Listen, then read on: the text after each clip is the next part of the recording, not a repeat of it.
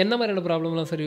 அது குறிப்பாக இந்த சளி, ஆஸ்மா, வீசிங் பிரச்சனை, டயபெட்டிஸ் பிரச்சனை, அதுக்கப்புறம் தைராய்டு பிரச்சனை, பெண்களுக்கு இருக்கக்கூடிய மாதவிடாய் பிரச்சனை, அதுக்கப்புறம் வெயிட் லாஸ் பண்ணுற பிரச்சனை, ஸ்கின் இஷ்யூ பிரச்சனை, இதெல்லாம் ரொம்ப சீக்கிரம். இது எல்லாமே நீங்கள் பண்ணியிருக்கீங்க.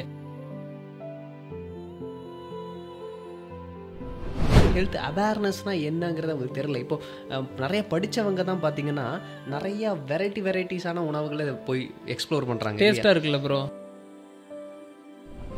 எனக்கு வரல. உங்களுக்கு எப்படி இது ஆரம்பிச்சது? ஃபஸ்ட்டு முதல்ல எனக்கு இருந்த நோயை குணப்படுத்திக்கணுங்கிற ஒரு நோக்கத்தில் தான் நான் இதுக்குள்ளே முதல்ல வந்தேன்.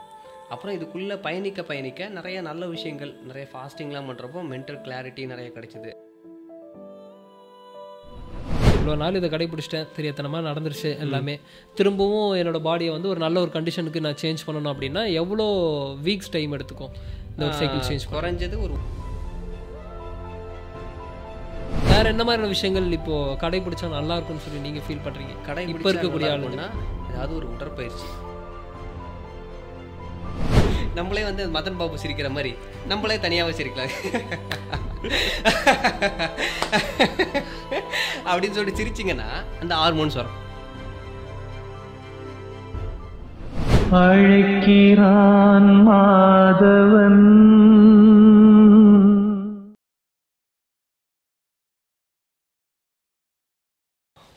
Hi bro. வணக்கம் ப்ரோ. வணக்கம். எப்படி இருக்கீங்க? ரொம்ப நல்லா இருக்கேன். நீங்களும் நல்லா இருக்கணும். சிறப்பாக இருக்கிறேன். உங்களை கூப்பிட்டு பேசணும்னு சொல்லி நினச்ச ஒரு விஷயமே பார்த்தீங்கன்னா நிறைய விஷயங்கள் பண்ணிகிட்ருக்கீங்க. சூப்பராக பிளான்ட் டயட் கொடுத்துட்ருக்கீங்களே, நேச்சுரல் டயட்டாகவே கொடுத்துட்ருக்கிறீங்க. பல இன்ஸ்டாகிராமோட வீடியோஸ் பார்த்தாலும் சரி, நீங்கள் இன்ஸ்டாகிராமில் போடக்கூடிய போஸ்ட் பார்த்தாலும் சரி, நிறைய பேருக்கு நிறைய விஷயங்கள் மாற்றிருக்கிறீங்க அப்படின்னு சொல்லி பார்த்தேன். பர்சனலாகவே நம்ம பேசும்போதும் பார்த்தீங்கன்னா எனக்கும் நிறைய அட்வைஸ் பண்ணியிருக்கிறீங்க. ஸோ எனக்கு நீங்கள் அட்வைஸ் பண்ணது மூலமாக நிறைய விஷயங்கள் சேஞ்ச் ஆயிருக்கு. ஸோ இதுக்குள்ளே நம்ம ட்ராவல் பண்ணிடலாம். இப்போ இருக்கக்கூடிய சமுதாயத்தில் இந்த ஹெல்த்தை பற்றி ஒரு அக்கறையே இல்லை இல்லையா? நைட் தூங்கக்கூடியது ரொம்ப லேட்டாக தூங்குறாங்க. அதே மாதிரி பார்த்தீங்கன்னா இது டோட்டலாகவே எவ்வளோ ஒரு முக்கியமாக பார்க்கக்கூடிய ஒரு விஷயமோ அது இன்றைக்கி கொஞ்சம் கூட அதை பற்றின ஒரு அவேர்னஸ் இல்லை அப்படின்றத நான் ஃபீல் பண்ணுறேன். நீங்களும் அதை தான் ஃபீல் பண்ணியிருக்கீங்க, என்கிட்ட நிறைய வாட்டி புலம்பிருக்கீங்க அதை பற்றி. ஸோ அதை பற்றி ஷேர் பண்ணுங்கள். இல்லை, இப்போது ஹெல்த் அப்படின்னாலே அது ஒரு மேஜிக் மிரர்னே சொல்லலாம். ஏன்னா அது அவ்வளோ சீக்கிரத்தில் யாருக்கும் கிடைக்கிறது இல்லை. இளம் வயசாக இருக்கிறப்போ எப்போதுமே நமக்கு உடம்போடைய ஃபங்க்ஷன்ஸ்லாம் நல்லா தான் இருக்கும். அந்த காலத்தில் போக போக ஒரு 45 வயசு மேலே, 50, சொல்லப்போனால் எனக்கு தெரிஞ்ச 60 வயசு மேலே, இப்போது எங்கள் அப்பாலாம் நல்லா ஸ்ட்ராங்காக தான் இருக்கக்கூடிய ஆள் தான். 60 வயசு மேலே இருக்கிறவங்களுக்கு தான் டீஜெனரேஷன் அப்படிங்கிறதே நமக்கு நடக்க ஆரம்பிக்கும். ஆனால் இப்போ பார்த்தீங்கன்னா அது ஒரு 20லே கூட ஆரம்பிக்குது. 20லே ஆரம்பிக்குது. ஏன்னா பார்க்குறேன்ல. ஓகே, 20லே ஆரம்பித்து சீக்கிரமாக நோய்கள் வர்றது, பிரச்சனைகள் வர்றது எல்லாமே நமக்கு நடந்து. அதாவது நான் இப்போ என்ன கேட்குறேன்னா, அது பர்டிகுலராக அந்த மாதிரியான ஒரு பர்சனுக்கு ஆகுதா, இல்லை இப்போ இருக்கக்கூடிய சமுதாயமே மாறினாலும் எல்லாருக்குமே இப்போ அப்படி ஆக ஆரம்பிச்சிருக்கு? அப்போ நீங்கள் சொல்கிறது பார்த்தா லைஃப் ஸ்பேனே இப்போ குறைஞ்சிட்டு வருதுன்ற கணக்கு தானே? அதுதானே உண்மை. ஓகே, இப்போது டெத் ரேட் அப்படின்னு எடுத்துக்கோங்களேன். இப்போ உங்களை சுற்றி இருக்கிறவங்க ப்ராக்டிக்கலாக நம்ம கண்ணு முன்னாடி பார்க்குறது, காதால் கேட்குறது, இதை வச்சு பாருங்களேன். ஒரு 45 வயசுலேயே இறந்து போயிட்டாங்க, 50 வயசுல இறந்து போயிட்டாங்க. 50 வயசுல இப்போ வாழ்ந்து முடிச்சுட்டாருன்ற ஒரு ஃபீல் வந்துருச்சுங்கிற மாதிரி வருது இல்லையா? இப்போ அந்த காலத்தில் அதிகமான வயசு போனாதான் அந்த மாதிரி சொல்லுவாங்க. இப்போ சின்ன வயசுலேயே அது மாதிரி வரதுக்கான காரணம் என்னன்னு கேட்டிங்கன்னா, நம்மளுடைய ஹெல்த் கான்ஷியஸ்னஸ் அப்படிங்கிறதும் இல்லாமல் போகிறது ரொம்ப முக்கியமான ஒரு விஷயம். அந்த ஹெல்த் கான்ஷியஸ்னஸ்க்குள்ளேயே நம்ம எடுத்துக்கக்கூடிய உணவுகள், வாழ்க்கை முறை எல்லாமே வந்துடும். ஓகே, ஏன்னா இப்போது அந்த காலத்தில் மருந்தடிக்காத உணவு சாப்பிட்டாங்க ஒரு 150 இயர்ஸ் பேக் வரைக்கும். ஓகே, ஆனால் இப்போ நம்ம அப்பா காலம், அது தாத்தா காலத்துலேருந்தே சொல்ல போனோம் பார்த்தீங்கன்னா மருந்தடித்த உணவு உள்ளே வந்துருச்சு. ஆனால் ஒரு 150 இயர்ஸ் பேக் வரைக்கும் பார்த்தீங்கன்னா மருந்தடிக்காத உணவு தான் இருந்தது. 150 இயர்ஸ் பின்னாடி போனோன்றீங்க? ஆமாம். பாரம்பரிய அரிசி உணவுகள் இந்த மாதிரிலாம் இருந்தது. ஆர்கானிக் விவசாயம்னா அவங்களுக்கு என்னன்னே தெரியாது. ஏன்னா அவங்க ஆர்கானிக்காக தான் பண்ணிட்டு இருந்தாங்க. அதை தாண்டி வேற எதுவும் அவங்களுக்கு தெரியும். இப்போ இதுக்கு புதுசாக பேர் வந்திருக்கு, புதுசாக ஆர்கானிக் விவசாயம். இது நான் ஆர்கானிக் விவசாயம். விவசாயனாலே ஆர்கானிக்காக தான் இருக்கணும். ஏன்னா இன்னைக்கு யாருக்குமே ஐயோ மருந்து மாத்திரம்லாம் நான் சாப்பிடவே மாட்டேன் அப்படின்னு எல்லாரும் சொல்கிறாங்கல்ல. ஆனால் சாப்பிட்ற உணவுலேயே மருந்து தானே இருக்குது. ஓகே, அப்படி இருக்கிறப்போ என்ன ஆகுது, அது கொஞ்சம் கொஞ்சமாக ஸ்லோ பாய்ஸ்னா நம்ம உடம்புல போயிட்டு வேலை செய்கிறப்போ அதுவே உடம்பை டீஜெனரேட் பண்ணுன்னு சொல்ல வரேன். ஓகே, ஆனால் இப்போ நீங்கள் கொடுக்குறது அது ரிலேட்டடாக தானே கொடுக்குறீங்க? ஆமாம். ஓகே, அப்போ அதில் என்ன மாதிரியான விஷயங்கள் பண்ண முடியும்? அங்கே தான் ஒரு சில நுணுக்கங்களும் இருக்குது. ஏன்னா ஆர்கானிக்கான உணவுகளுக்கு மாறணும்னா அது எல்லாருக்கும் வர தாட் ஃபஸ்ட்டு என்னன்னு கேட்டிங்கன்னா, எல்லாம் காஸ்ட்லியாக இருக்குமே. எப்படி நம்ம அந்த வெஜிடபிள்ஸு, கீரைகள், இது எல்லாம் பழங்கள் எல்லாம் ஆர்கானிக்காக சாப்பிட்னா ரொம்ப கஷ்டம். ஃபஸ்ட்டு பேசிக்காக தொடங்குறது பார்த்திங்கன்னா ரைஸ்லேருந்து நம்ம தொடங்கலாம். ஓகே. இப்போ அரிசி உணவுகள் வந்து நம்ம அதுதானே அதிகமாக கன்சியூம் பண்ணுறோம். ஆமாம். அப்படி இருக்கிறப்போ அதிகமாக கன்சியூம் பண்ணுற ஒரு விஷயத்த நம்ம ஆர்கானிக்கு மாற்றினோம்னா அதுலேயே நம்ம உடம்புல நிறைய சேஞ்ச் தெரியும். அப்புறம் வாரத்தில் ஒரு நாள் நம்ம என்ன பண்ணலாம், ஆர்கானிக்கான கீரைகள் காய்கறிகள் வாங்கி சமைக்கிறது இப்படி பண்ணலாம். அதுக்கப்புறமா சின்ன சின்ன விரதங்கள்ங்கிறது புதுசான ஒரு விஷயம் கிடையாது. அந்த காலத்திலேயே நம்மளுடைய ட்ரெடிஷனில் இருக்கிற விஷயந்தான். அது கலாச்சார ரீதியாக இருந்தது, அதுக்கப்புறம் பாரம்பரிய ரீதியாகவும் இருந்தது, நிறைய கடவுள்கள் பேரில் வச்சுருந்தாங்க. அது எல்லாமே அந்த காலத்தில் கரெக்டாக தான் பண்ணிகிட்டு இருந்தாங்க. இந்த காலத்தில் வந்து ஒரு மதம் பேர்லையோ கடவுள் பேர்லையோ இதை பண்ணணுன்னா நான் ஏத்திஸ்ட் அப்படின்றாங்க. எனக்கு அது கடவுள் நம்பிக்கைலாம் கிடையாது. சரி, கடவுள் நம்பிக்கை இல்லை, ஆனால் அதை எதுக்காக சொல்லியிருக்காங்கன்னு நினச்சிட்டு அதை திரும்ப பண்ணோம்னா அதோடைய மெடிக்கல் அதுக்கு பின்னாடி இருக்கக்கூடிய நம்பிக்கையை விட்டுருங்க, பட் அந்த செயலில் ஏதாவது பண்ணுங்கன்றீங்க. ஆமாம், அதையாவது நம்ம பண்ணோம். ஸோ இதெல்லாம் பண்ணாதனால தான் இப்போ இருக்கிற அந்த யங்ஸ்டர்ஸுக்கு சீக்கிரமாக அந்த பிரச்சனைகள் அப்படிங்கிறது வருது. ஹெல்த் அவேர்னஸ்னால் என்னங்கிறது அவங்களுக்கு தெரியல. இப்போ நிறைய படித்தவங்க தான் பார்த்தீங்கன்னா நிறைய வெரைட்டிஸான உணவுகளை போய் எக்ஸ்ப்ளோர் பண்ணுறாங்க. டேஸ்ட்டாக இருக்குல்ல ப்ரோ? ஆமாம், அதில் எக்ஸ்ப்ளோர் பண்ணுறாங்க. ஆனால் PhD வரைக்கும் படிச்சிருப்பாங்க. ஆனால் அவங்க சாப்பிட்ற உணவுகள் பார்த்திங்கன்னா ரொம்ப அதிகமான ப்ரிசர்வ்டு உணவு, அதிகமான கெமிக்கல்ஸ் போட்ட உணவு, இந்த மாதிரி உணவுகள் தான் அதிகம். இந்த மாதிரி உணவுகள்லாம் பேரே ஜங்க் ஃபுட்ஸ் தான் வச்சுருக்காங்க. ஜங்க் ஃபுட்ஸ்னால் என்ன, குப்பை உணவு. அப்போ இதை வந்து என்னைக்காவது ஒரு நாள் ஆசைக்கு சாப்பிட்றோம் அப்படின்னா உடம்பு பெருசாக கெட்டு போகாது. சூப்பர். ஆனால் அதை என்ன பண்ணுறாங்க, டெய்லி பேசிஸில் ஆஃபீஸ் முடிச்சிட்டோ இல்லை காலேஜ் முடிச்சிட்டோ வந்தோடனே டெய்லி ஆர்டர் போட்டு, ஏன்னா வீட்டுக்கே கொண்டு வெளில கூட போக தேவையில்லை, வீட்டுக்கே கொண்டு வந்துடுறாங்க. வீட்டுக்கே கொண்டு வந்து நம்ம எவ்வளோ தேவையோ திருப்தியாக சாப்பிட்றது, அதுக்கப்புறம் அன்டைமில் சாப்பிட்றது, ஒரு உணவுக்குன்னு கட்டுப்பாடு இல்லாமல் வச்சுக்கிறது, ப்ளஸ் பசினா என்னன்னு கூட தெரியாமல் பசியே இல்லாத நேரங்களில் கூட சாப்பிட்றது. இதெல்லாம் பண்ணுறப்ப என்ன ஆகும்னா உடம்பு டீஜெனரேஷன் ஆக தான் செய்யும், நோய் வர தான் செய்யும். ஓகே. டைமிங் சாப்பிட்றதுன்னா இப்போ எல்லாருமே இப்போ நம்மளுக்கு அதானே கற்றுக் கொடுத்துருக்காங்க, டைமிங் கரெக்டாக சாப்பிட்றணும் அப்படின்றாங்களே. டைமிங்க்கு சாப்பிட்றவங்க வந்து நல்லாவே இருக்க மாட்டாங்க. சாபமாக விட்டுறீங்களா இல்லை எப்படி? பாசிட்டிவாக சொல்கிறேன். ஓகே. அப்படின்னா என்ன அர்த்தம், அதே வயசு வருஷா போட்டு பார்த்தீங்கன்னா டைமுக்கு சாப்பிடாம பசி எடுத்து சாப்பிட்றவங்களாம் நல்லா இருப்பாங்கன்னு அர்த்தம். அப்படி சொல்லுவாங்க. சூப்பர். ஆனால் அதை நம்ம அதிகமாக கேள்விப்படுறது என்னென்னா பசித்து பூசின்னுவோம். ஆமாம். ஆனால் இப்போ வந்து கரெக்டாக டைமிங்க்கு சாப்பிட்றணும்னு சொல்லி சில டாக்டர்ஸ் நம்மளுக்கு சொல்கிறாங்க. அப்போ எது தான் எடுத்துக்கிறது? ஏன்னா ஒருத்தர்கிட்ட கேட்கும்போது ஒன்று மாதிரி இருக்குது, இன்னொருத்தர்கிட்ட கேட்கும்போது இன்னொரு மாதிரி இருக்குது. இவர் சொல்கிற கரெக்டாக இவர் சொல்கிற கரெக்டான்ற ஒரு குழப்பம். இந்த மாதிரி நேரத்தில் நம்ம என்ன பண்ணணும்னா இயற்கையிட்டே கேட்டுடணும். இயற்கையிட்டே நம்ம சுற்றி இருக்கக்கூடிய பல உயிரினங்கள் இருக்குல்ல, அதுங்கெல்லாம் ஒரு அறிவுலேருந்து 5 அறிவு வரைக்கும் இருக்குது. அது எதுவுமே பசி எடுக்காமல் சாப்பிடாது. ஆமாம். பசிச்சா மட்டும்தான் சாப்பிடும். பசி இல்லைன்னா அமைதியாக, அதுக்கு முன்னாடி உணவு இருந்தாலும் அமைதியாக தான் படுத்துக்கும். இப்போ இதில் டிஸ்கவரி சேனல்லாம் காட்டுறாங்க, ஒரு சிங்கம் முன்னாடி மானோ பன்னியோ எந்த மிருகம் போனாலும் அதுக்கு பசிக்கல சாப்பிட தோணுன்னா அப்படி தான் சும்மா தான் உட்காந்துட்ருக்கோம். ஆனால் நம்ம வளர்ப்பில் இருக்கக்கூடிய பிராணிகள் பார்த்தீங்கன்னா பசி இல்லாமல் சாப்பிட்ற பழக்கத்தை அதுக்கும் கற்றுக் கொடுத்துட்டோம். நம்ம டீச் பண்ணிட்டோம். அதுக்கு பசி இருக்கோ இல்லை நம்ம ஃபீடிங் பண்ணிக்கிட்டே இருக்கோம். நாய்கள் வந்து வீட்டை காவல் காக்கிறதுக்கு இருக்கணும். இன்னைக்கு நம்ம நாயை காவல் காக்கிற அளவுக்கு இருக்கு. எல்லாமே கொழுக்கு இன்ஸ்டாகிராம் ஸ்க்ரோல் பண்ணாலே ஃபுல்லாக பராமரிப்பு ஃபுல்லாக அதுக்கு தான் இருக்கு. இல்லை, அது கொழுக்கு முழுக்க குண்டா. அப்போ அதுக்கு ஃபாஸ்ட் ஆக்ஷனில் சோம்பேறித்தனமாக இருக்குது. பூனைகள் வளர்க்குற பூனைகளும் பெருத்து போயிருக்கு. மனிதன் கட்டுப்பாட்டில் இருக்கக்கூடிய மிருகங்கள் எல்லாத்துக்குமே நோய் வருது. காரணம் நம்மளுடைய பழக்க வழக்கத்தை ஒரு அறிவு சார்ந்து நம்ம கற்றுக்கிட்டோம், வளர்ந்துட்டோம்னு நினச்சி அதுக்கு நம்ம இம்ப்ளிமெண்ட் பண்ணுறோம். சூப்பர். ஏன்னா இப்போ வீட்டில் வளர்க்குற நாய்க்கு வந்து பார்த்தீங்கன்னா ஏகப்பட்ட நோய் வருது. ரோட்ல தெருநாயாக இருக்கக்கூடிய நாய்க்கு எந்த ஒரு பிரச்சனையும் வர்றதில்ல. காரணம் நம்ம தான் பண்ணுறதுன்றீங்களா? உள்குற்றத்துலேருந்து எந்த நோய் வர்றதில்லை. இன்கேஸ் ஆக்சிடென்டல் இது அந்த மாதிரி பிரச்சனைக்கு இதெல்லாம் வரலாம். தெருவில் வளரக்கூடிய நாய்க்கு சொல்கிறீங்க? தெருவில் வரக்கூடிய நாய்க்கு இன்கேஸ் ரொம்ப அழுகி போன இதை சாப்பிட்டாலும் மேபி அது சார்ந்து வரலாமே தவிர, ஆனால் நல்ல உணவு அது கிடைக்குதுங்கிற நேரத்தில் அது பசித்து மட்டும்தான் சாப்பிடும். இப்போ நம்ம எல்லாருமே அந்த பசித்து சாப்பிட்ற கான்செப்டுக்கு வந்தாலே பாதி பிரச்சனையை தவிர்த்துடலாம். முதல் விஷயம். ஓகே. அடுத்த விஷயம் என்னென்னா, இதுக்கேற்ற மாதிரியான ஒரு ஓமையை நான் உங்களுக்கு கொடுத்துறேன். எக்ஸாம்பிள் அது அந்த திருக்குறளில் நம்ம சொல்லிருக்க மாதிரி, அற்றால் அளவறிந்து உண்க, அது உடல் பெற்றான் நெடிதுவக்கும் ஆறு அப்படின்றார். அப்போது காலி ஆயிடுச்சு வயிற்றில் இருக்கிற உணவுனா ஒரு அளவு தெரிஞ்சுக்கிட்டு நீங்கள் அதை சாப்பிடுங்க. அப்படி அதை காலியானா தான் சாப்பிட சொல்கிறார். காலியாகினா சாப்பிட சொல்லல. வயிற்றுல உணவு இருக்குது, அதெல்லாம் சாப்பிட்ருப்பாங்க. இட்லி தோசை பூரி பங்கு ஏதாவது ஒன்று சாப்பிட்ருப்பாங்க. மத்தியானம் பார்த்தீங்கன்னா பசியே இருக்காது. இருந்தாலும் டைம் வந்துருச்சு அப்படின்னு வீட்டிலேருந்து ஒரு குரல் கேட்கும், என்னங்க சாப்பிட்லாமா அப்படிம்பாங்க. சாப்பிட்லான்னா இவருக்கு பசியே இருக்காது. சரி கூப்பிட்டாங்க, இப்போ 2வது வாட்டி குரல் வந்து தான் பிரச்சனை ஆயிடும்.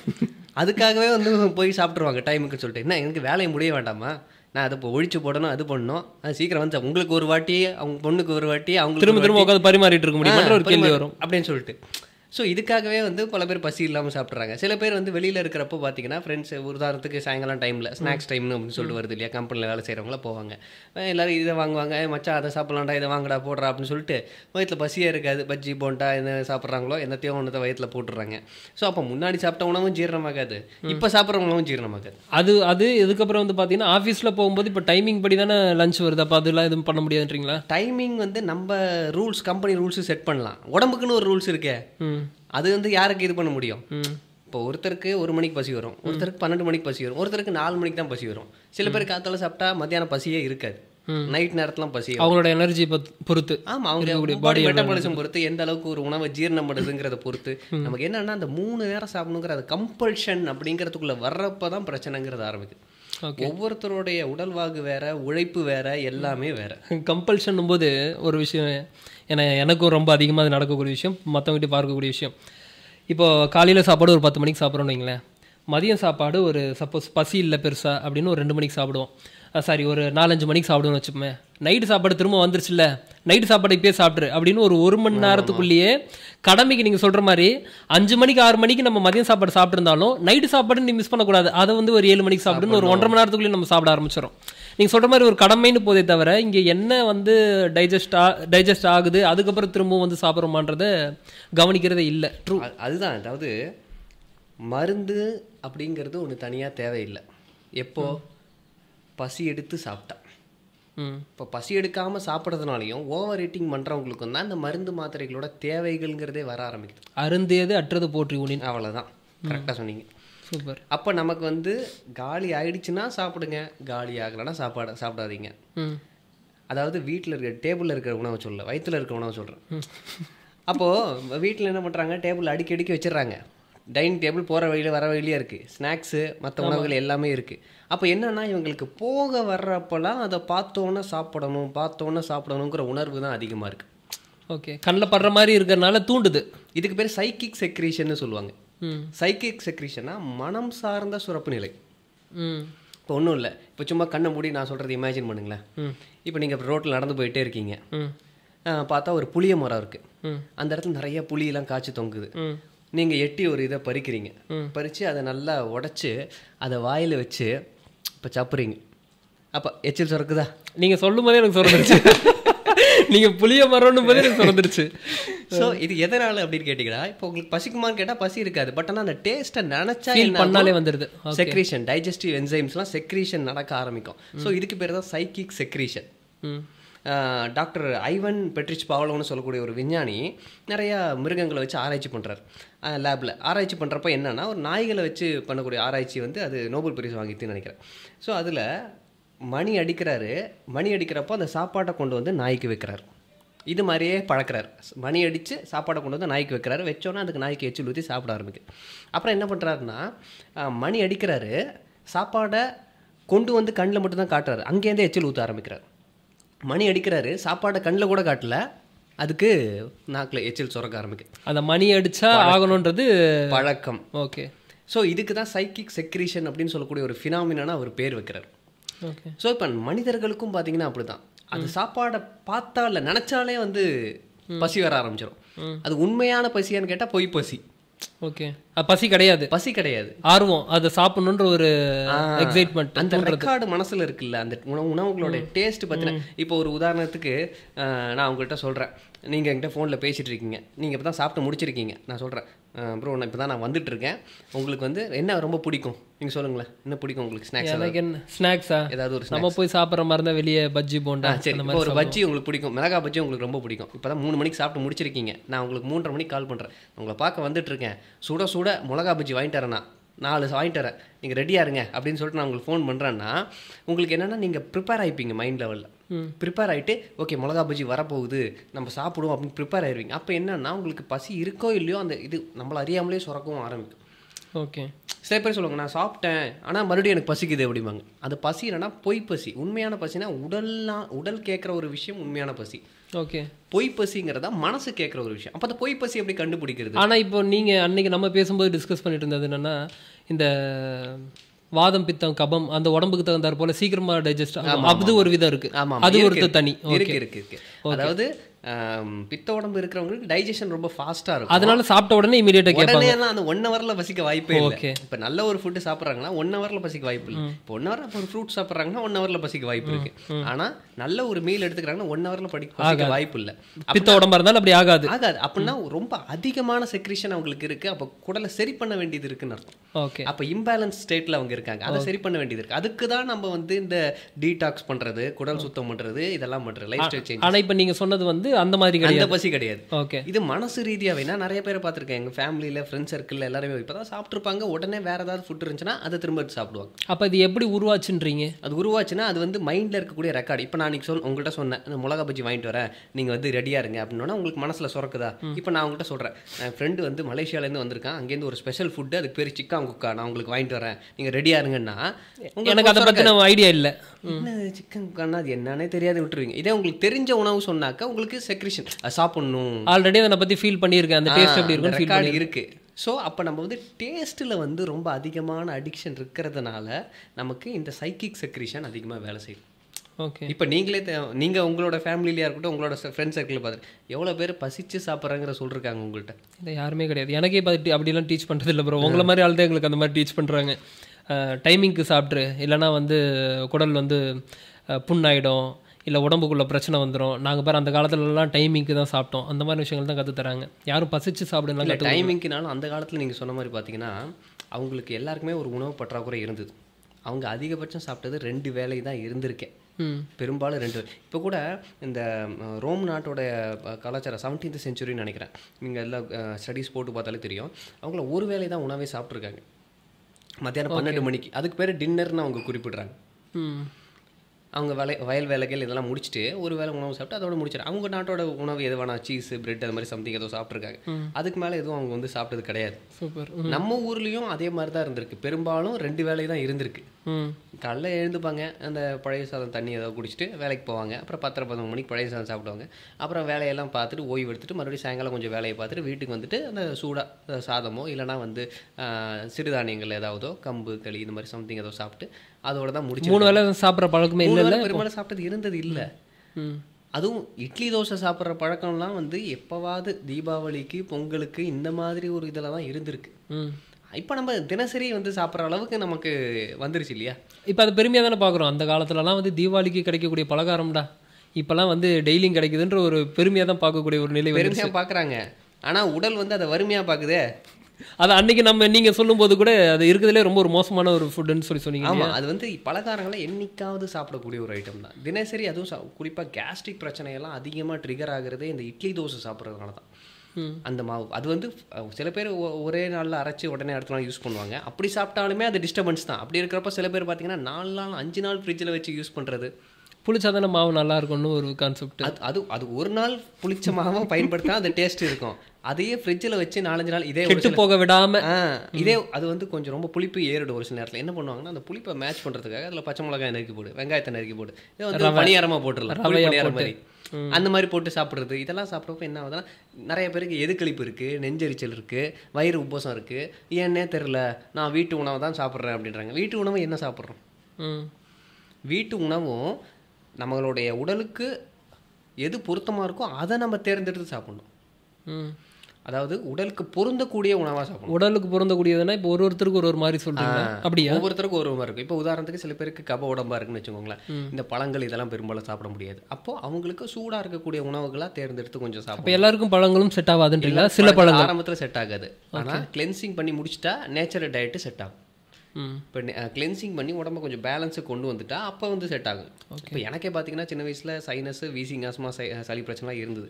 அப்போல்லாம் தண்ணியில் கை வச்சாலே பிரச்சனையாக இருக்கும், தண்ணியில் தொட்டாலே கை வச்சா பிரச்சனை இருக்கும். அப்புறமா இந்த இயற்கை வாழ்வியலுக்கு வந்து இந்த நேச்சர் கியூ டயட்லாம் வந்தோடனே இப்போ நான் எப்போ எண்ணெய் குடித்தாலும் எனக்கு ஒன்றும் பிரச்சனை பண்ணாது. எப்போ நான் தலை குளித்தா நான் கடந்த ஒரு 13 வருஷமாக தலைக்கு தான் குளிச்சுட்ருக்கேன். ஆனால் முன்னாடிலாம் குளிக்கவே முடியாது. இப்போ குடித்தாலும் அது ஒன்றும் பண்ணுறது கிடையாது. டெய்லி தலை குளிக்கும், மாற்றிக்கும், பாடி சேஞ்ச் ஆயிரும். ஸ்டார்டிங்கில் வந்து கிளென்சிங் பண்ணுற வரைக்கும் இந்த மாதிரிலாம் பிறக்கும் போதே அப்படி வராதுன்றீங்க. எந்த மாதிரி? பிறக்கும் போதே உங்களுக்கு வந்து பித்த உடம்பு, உங்களுக்கு கப உடம்பு அப்படின்னு சொல்லி அப்படி இருக்கும். அது வந்து அந்த வேரியேஷன் நம்ம பழக்க வழக்கத்தினால, உணவுனால எல்லாத்தினாலும் மாறும். ஓகே.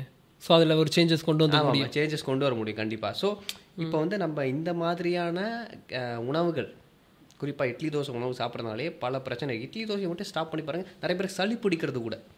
நான் ஒரு இட்லி தோசை சாப்பிட்டு பார்த்து நான் ஒரு வீடியோவே போட்டேன். இட்லி தோசை முன்னாள் நாள் சாப்பிட்டு ஆமாம் பார்த்தேன். அடுத்த நாள் வந்து சளி வர்றது, அப்புறம் அந்த சைனஸ் இருக்கிறவங்களுக்குலாம் ட்ரிகர் ஆகிட்டு இந்த இடத்துல அப்படியே ஒரு மாதிரி வீங்கிக்கும், முகமே வீங்கினாப்புல இருக்கும், கண்ணுக்கிட்ட சொல்கிறீங்க, கண்ணுக்கிட்ட வீங்கினாப்புல இருக்கும், அப்புறம் தொடர்ச்சியாக சளி வந்துக்கிட்டே இருக்கும். இதெல்லாம் காரணம் என்னன்னு கேட்டிங்கன்னா இந்த புளிச்ச இட்லி தோசை இந்த ஐட்டம்ஸ் இதுதான் மெயினாக. ஸோ அதிகமாக அதை பார்க்குறோம்ல, ஏகப்பட்ட பேருக்கு இந்த மாதிரியான இஷ்யூஸ். ஃபுல்லாக காரணம் இட்லி தோசை தான். ஆமாம் ஆமாம் ஆமாம். காலையில் பிரேக்ஃபாஸ்ட் இட்லி, நைட்டு டின்னருக்கு இட்லி, நடுவில் மட்டும் சாப்பாடு. ஆமாம் ஆமாம் ஆமாம். ஸோ இதை மாற்றினாலே பல பிரச்சனை. நம்ம என்ன சொல்ல வரேன்னா, உணவை வந்து நம்ம சிம்பிளாக வச்சுக்கிறதுக்கு முயற்சி பண்ணணும். நல்ல உணவுகளை தேர்ந்தெடுத்து சாப்பிட்றதுக்கும் முயற்சி பண்ணணும். என்ன பசித்தா வயிற்றில் உணவு போடுறது ஒரு பக்கம், நல்ல உணவாக தேர்ந்தெடுத்து போடுறது ரெண்டாவது பக்கம், அதுக்கப்புறமா அளவு தெரிஞ்சு சாப்பிட்றதும் அடுத்த விஷயம். அப்புறம் டைம் தெரிஞ்சு சாப்பிட்றது. டைம்னா அன்டைமில் சாப்பிட்டுருக்கூடாது. அந்த டைம் முடிஞ்ச அளவுக்கு இருட்டினோன்னா நம்ம சாப்பிட்டு முடிக்கிறது நல்லது. சில பேர் ஆஃபீஸ் விட்டு வரதுக்கு லேட் ஆச்சுன்னா ஒரு 8 மணிக்குள்ளேயாவது சாப்பிட்டு முடிக்கணும்.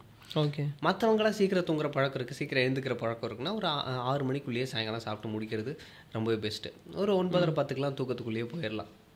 அந்த மாதிரி ஒரு சில சேஞ்சஸ் நம்ம கொண்டு வந்தால் தானே உடம்புல நம்ம பார்க்க முடியும். கண்டிப்பாக. நான் எப்போதும் பண்ணிட்டு இருக்கிற பழக்கத்தையே நான் பண்ணுவேன், ஆனால் எனக்கு உடம்புல இருக்கிற பிரச்சனைகள்லாம் சரியாகும்னு அது எப்படி சரியாகும்?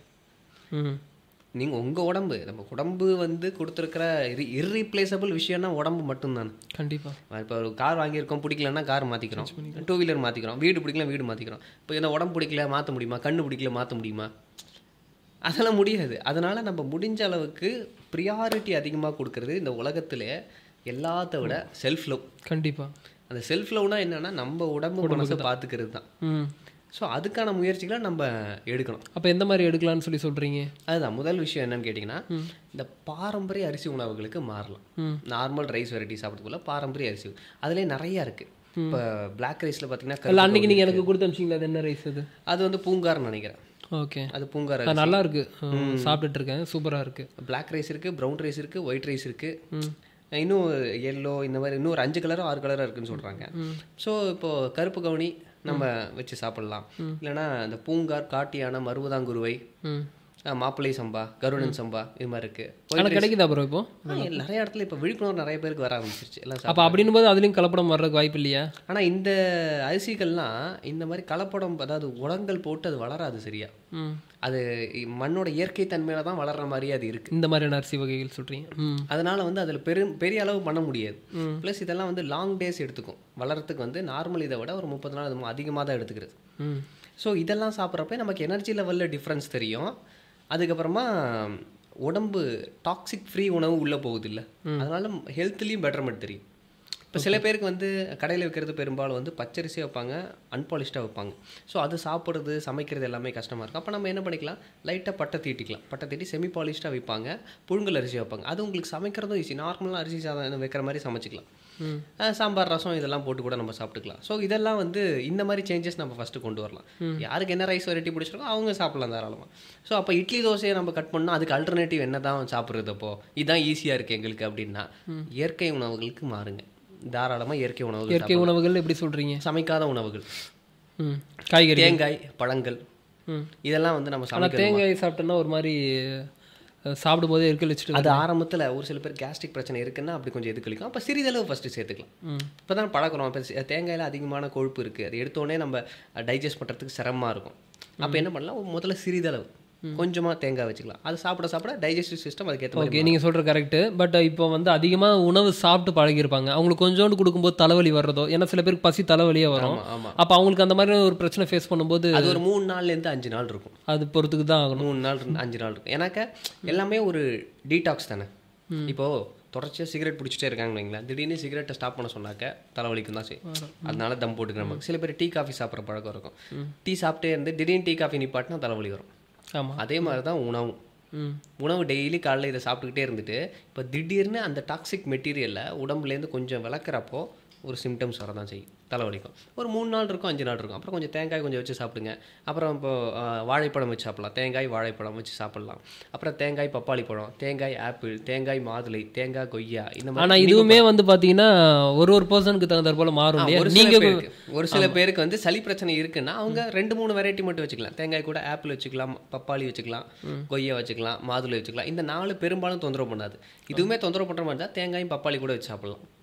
இது ஒன்றும் பெரிய தொந்தரவு பண்ணாது. ஏன்னா அப்பாவோட வீடியோ பார்த்தேன், நீங்கள் அப்பா கூட சேர்ந்து போட்டிருந்த வீடியோ. அப்பா டயபெட்டிஸ் பேஷண்ட்னு நினைக்கிறேன்.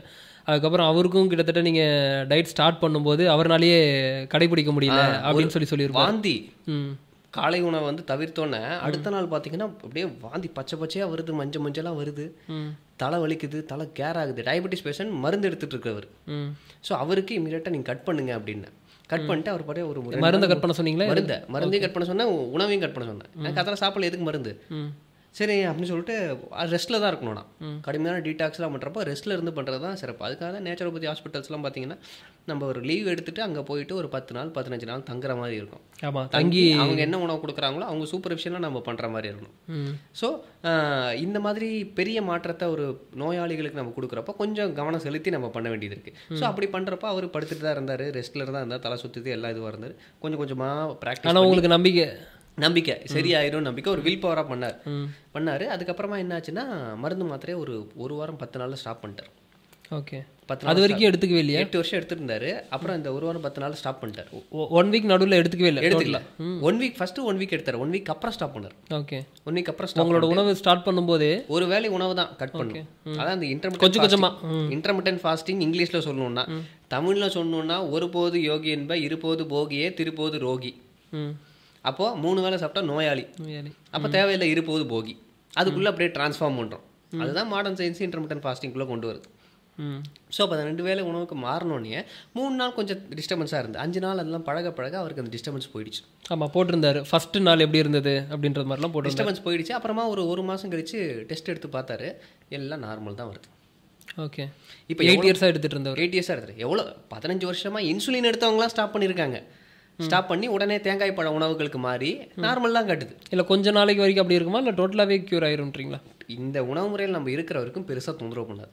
எவ்வளோ பேர் சர்க்கரை நோயாளிகள்லாம் தேங்காய் பழ உணவுகள், பழங்கள் சாப்பிட்றது, இதுக்கு எல்லாமே மாறி இருக்காங்க. இப்போ இன்சுலின் எடுத்துக்கிறது இல்லை, டேப்லெட்ஸ் எடுத்துக்கிறது இல்லை, நார்மல்னு இருக்குது ரிப்போர்ட், நார்மல்னு வருது வித் HbA1c-யோட. நீங்கள் 30 டேஸில் போது ரொம்ப ஆச்சரியமாக இருக்கு இல்லையா? ஒரு சில பேருக்கு 30 டேஸ்லேயே நடந்துடும். ஒரு சில பேருக்கு பார்த்தீங்கன்னா கொஞ்சம் 3 மாதம் டைம் எடுக்கும், 6 மாதம், எந்த மாதிரி. பட் ஆனால் நம்மளால ஃபீல் பண்ண முடியாது. அந்த ஒவ்வொரு மாதமும் நமக்கு நல்ல டிஃப்ரென்ஸ் தெரியும். இப்போது நல்லது பண்ண ஆரம்பிக்கிறோன்னா அதுக்கு உடம்புல போய் வேலை செய்யணும்.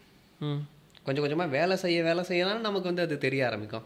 இப்போ கெட்டதும் அப்படி தான். இப்போ என்றைக்காவது ஒரு நாள் நம்ம வந்து ஏதாவது நல்ல உணவு இல்லாமல் கெட்ட உணவு சாப்பிட்டோன்னு வச்சுக்கோங்களேன், உடனே அதை இம்பாக்ட் காட்டுறோம்னா உடனே காட்டாது. அதை டெய்லி சாப்பிட்டுக்கிட்டு வர தானே நமக்கு இம்பாக்ட் தெரியுது. இப்போ உடம்பு கெட்டு போகிறதுக்கும் டைம் எடுக்கும், உடம்பு நல்லா மாறுறதுக்கும் டைம் எடுக்கும். அதுக்கு தேவை புரிதல், பொறுமை. ஓகே, புரிதல். எந்த பாதையில் நம்ம பயணிக்கிறோம், இது எவ்வளோ நாள் எடுக்கும், இது ஏன் இப்படி நடக்குது அப்படிங்கிறத பற்றி ஒரு புரிதல் வேணும். பொறுமை. இப்போ நான் நினச்சிட்டேன் இன்றைக்கே எனக்கு உடம்பு சரியாயிடணும் அப்படின்னா சரியாகாது. அது வந்து சிஸ்டம் வேறு மாதிரி இயங்கிட்டு இருக்கு. நம்ம எந்த அளவுக்கு எடுத்துருக்கோங்கிறது ஒன்று இருக்குது, எந்த அளவுக்கு அது வந்து இன்ஜுரியில் இருக்குங்கிறது ஒன்று இருக்குது. அதெல்லாம் தாண்டி அது ஹீல் ஆகுனா அதுக்குன்னு ஒரு டைமை நம்ம கண்டிப்பாக கொடுக்கும். என்ன அந்த டியூரேஷன் மட்டும்தான் மாறும். அது கிரானிக் எவ்வளோ நாள் இருந்திருக்குன்றதுக்கு தான், எவ்வளோ நாள் இருக்கிறத பொறுத்து, அவங்க உடம்பு எவ்வளோ சீக்கிரம் ஹீல் ஆகுதுங்கிறத பொறுத்து தானே இருக்குது. எல்லாரோட உடம்பு ஒரே மாதிரி ஹீலிங் பவர் கிடையாது இல்லை, ஒவ்வொருத்தருக்கும் ஒவ்வொரு மாதிரி. இப்போ உங்களுக்கு ஒரு மாதத்துல ரெடி ஆயிடுச்சுன்னா எனக்கு 1 மந்த்லேயே ரெடி ஆகணுன்ற அவசியம் இல்லை. உங்களுக்கு டைம் எடுக்கலாம், இல்லை அதுக்கு முன்னாடி கூட ரெடி குணமாகலாம். ஆனால் கண்டிப்பாக இயற்கை வழியில் பெரும்பாலான நோய்களுக்கு தீர்வு இருக்குது. குறிப்பாக அதை தான் கேட்கலான்னு வந்தேன். சளி, ஆஸ்மா, வீசிங், சைனஸ் பிரச்சனை எளிமையாக நம்ம குணப்படுத்திக்கலாம். டயபெட்டிஸ் பிரச்சனை டைப் 2 எளிமையாக நம்ம குணப்படுத்திக்கலாம். அதுக்கப்புறமா தைராய்டு பிரச்சனை எளிமையாக நம்ம குணப்படுத்திக்கலாம். இர்ரெகுலர் பீரியட்ஸு, அப்புறம் ஒரு சில பேருக்கு சிஸ்ட் இருக்கிறது கூட நமக்கு கரையும். ஒரு 6 மாதம் 1 வருஷம் பொறுமையாக இருந்து பண்ணோம்னா கரையும். அப்புறம் ஓவர் வெயிட் அதெல்லாம் ரிடக்ஷன் பண்ணிக்கலாம். அப்புறம் கேஸ்ட்ரிக் பிரச்சனை இதெல்லாம் சரி பண்ணிக்கலாம். அல்சர் பிரச்சனையும் சரி பண்ணிக்கலாம்.